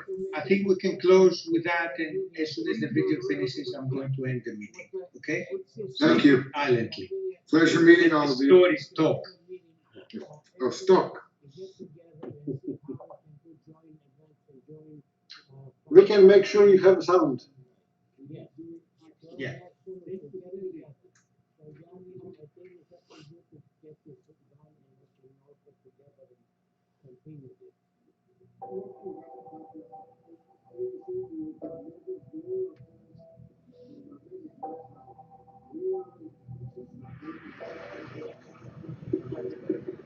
We have to go. We're not scared, and we don't think about our life right now. We think about our country.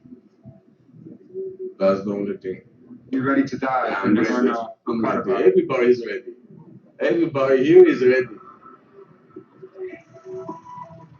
These Armenian army reservists are heading to the front line of a fight they see as a threat to their very existence. A dispute with Azerbaijan over the breakaway region of Nagorno Karabakh.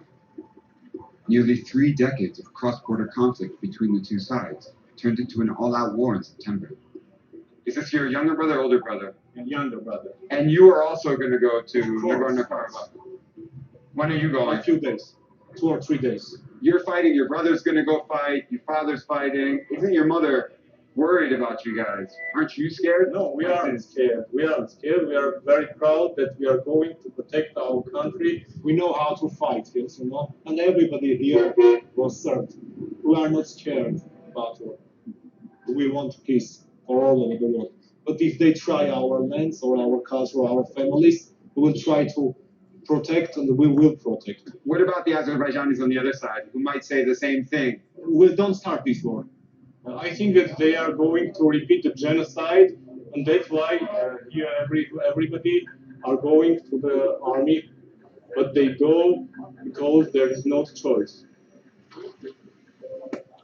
For these young soldiers, the 1915 genocide, in which Ottoman Turks killed 1.5 million Armenians, is still very much an open wound. Now, Armenians are fighting to prevent Azerbaijan, Turkey's close ally, from taking control of Nagorno Karabakh. During the fall of the USSR, the two former Soviet republics fought a bloody war for the territory. The fighting ended with a 1994 ceasefire after more than 30,000 people were killed, hundreds of thousands displaced, and Armenian forces left in control of Nagorno-Karabakh and surrounding areas. Nearly every country in the world recognizes the territory as part of Azerbaijan, despite its majority ethnic Armenian population, who want either independence or to join Armenia. Azerbaijan's president says his country won't accept anything short of the full withdrawal of Armenian forces from the area. Nagorno Karabakh Azeri tarihi Azerbaycan toprakları. I've never seen anything quite like this. Just behind me is the border with Azerbaijan. People are headed in the direction of Nagorno-Karabakh, and all of the cars that are driving on this road are driving with their lights off because they're scared that they're going to be seen by Azerbaijani soldiers on the other side of the border and possibly fired. 2 weeks into the war, and the destruction in Nagorno-Karabakh's de facto capital, Stepanakert, is already widespread.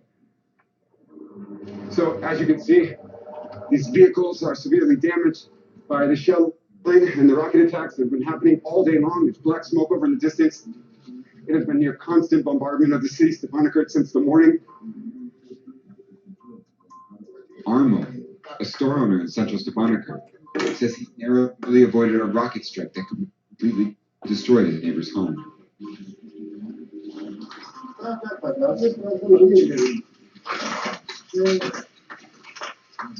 Wow.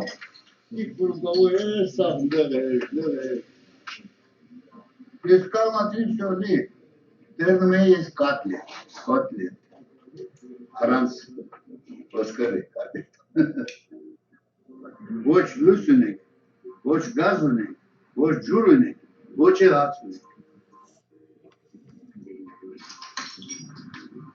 Լավ։ Չարմունքա, ոչինչ, սաղ ենք, սաղ ենք։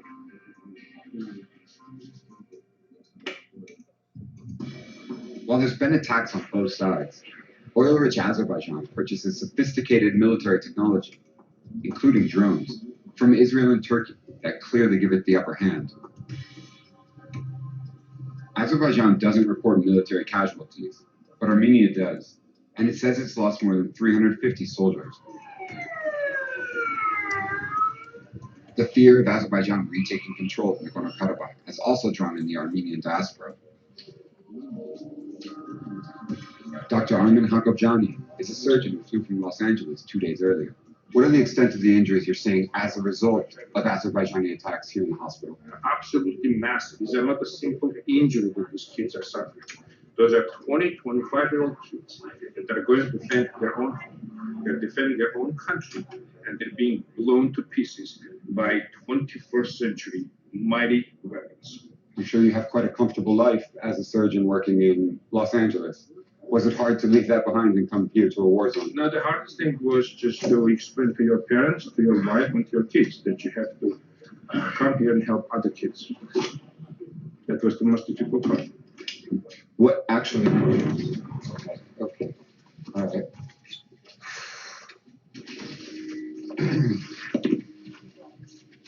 This is a reality. Usually we get a little siren, so we know we need to go into the bunker. But sometimes siren doesn't work, so we get the bomb before the siren. But that's okay. We're getting used to it. Getting used to non-stop bombardment means civilians are abandoning the streets and taking cover underground in some of the same shelters they built 30 years ago.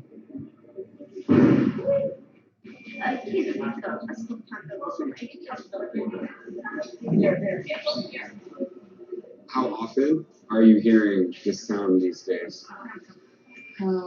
Very often, about 30 minutes. You're not scared? No. Why not? Because I'm strong woman. I burn when we have the first war, and when my first words I say go down, they are shooting, they are bombing. Sona Hambard-Zumya is a lawyer and university lecturer. We have to go down. When the war started, she sent her 9-year-old son to be with relatives in Armenia. But it'd be so easy for you to just get in the car now, to escape this war, go to Yerevan with your son. Yes. Why do you choose to stay? Հայեն եւ այն հայությունը, այն հայի գենը, այն հայ արյունը, որ ինձ տվել է Արցախ աշխարհը, ես պիտի ծառայեցնեմ Արցախի համար. Please, after you. Like Sona, Armina Alexanian grew up in this conflict. She's now the deputy foreign minister of Nagorno Karabakh. What do people here want? People here want peace. People here want to be able to live in their homes in the way they want to live their lives. We have to fight for the very right to exist. If it's as you say, why is the international community almost unanimous in its refusal to recognize the independence or the Armenian connection of Karabakh? We have nothing to offer, I guess. We don't have the Azeri oil. We don't have the Azeri caviar. We don't use laundromat to bribe European politicians. Azerbaijan is succeeding because it has got the resources, it has got the money, and it can actually use the oil cart to threaten some countries by doing it. Right now, Azerbaijan, the military is moving in on many fronts. They're bombing all of Karabakh. What happens in the worst case scenario for you if they take control of this territory? I don't really like answering hypothetical questions, but I don't even consider that question. Because if I don't think of it as something possible, I will never give in.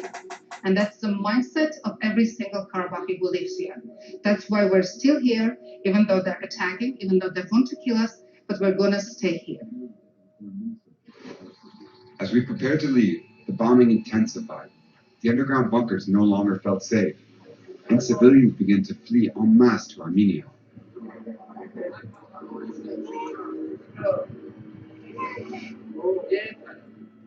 Among those who left was Sona. We met her again at her sister's home.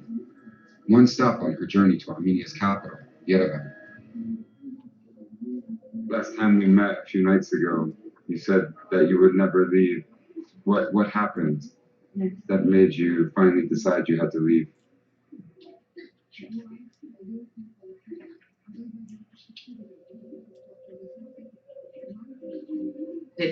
Ոչ մի ապաստարան չի կարող փրկել այդ ամենը եւ ոչ մի ապաստարան ոչ երկնքում ոչ երկրում երկրի վրա հողի մեջ չի կարող այդ հանգստությունը լինել այդ փրկությունը լինել որպեսզի դու կարողանաս փրկվել եւ երբ նկուղում էինք լույսերը անջատվեցին այդ հրթիռակոծությունը սկսեց անընդհատ 1 2 3 4 եւ ոչ մի դադար չէր այսպես չէր լինում չէր դադարում այդ ամենը Եվ երեխան մորը գրկել էր ու աղաչում էր, որ այդտեղից դուրս անեին նրանց, որովհետև հնարավոր է, որ այս հաստ պատերը ևս փլվեն նրանց վրա, երբ որ մայրս վախից ոչինչ չէր խոսում, երբ որ հայրս ծերանում էր աչքիս առջև, ես մտածեցի, որ ես պետք է դուրս գամ այստեղից եւ պետք է նրանց ժպիտի առիթներ թողնեմ եւ կարողանամ ժպիտներ պարգևել նրանց Do you think that you will be able to go back to Stepanakert soon?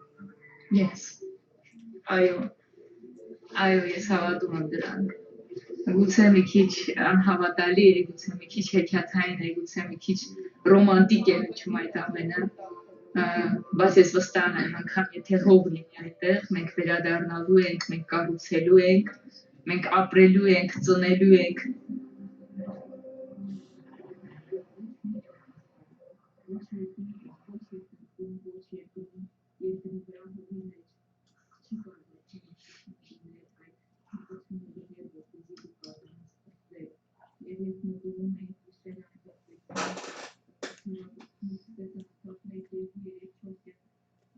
Thank you everybody for watching, for staying with us until late. It's 9:30. On the chat, we have the video links for the 2 videos we played together. We'll leave the chat and therefore the meeting open a little bit for you to be able to copy and paste those links if you're interested in. Please join us for our next Café. We don't have a date yet, but probably we're going to do one in the first week of November for with this time the entrance of Greece in the Second World War for October 28th, the first few days of the war. But this is going to be a Café mostly, again, talking about exactly the same problem. Turkey, aggression, the general area. Thank you very much. We hope that all those who go to war from both sides, because mothers and fathers are for all humans. And the Armenians and the Azeris have children that go to war. And the worst thing that can happen is for parents to bury their children. We hope that this will stop.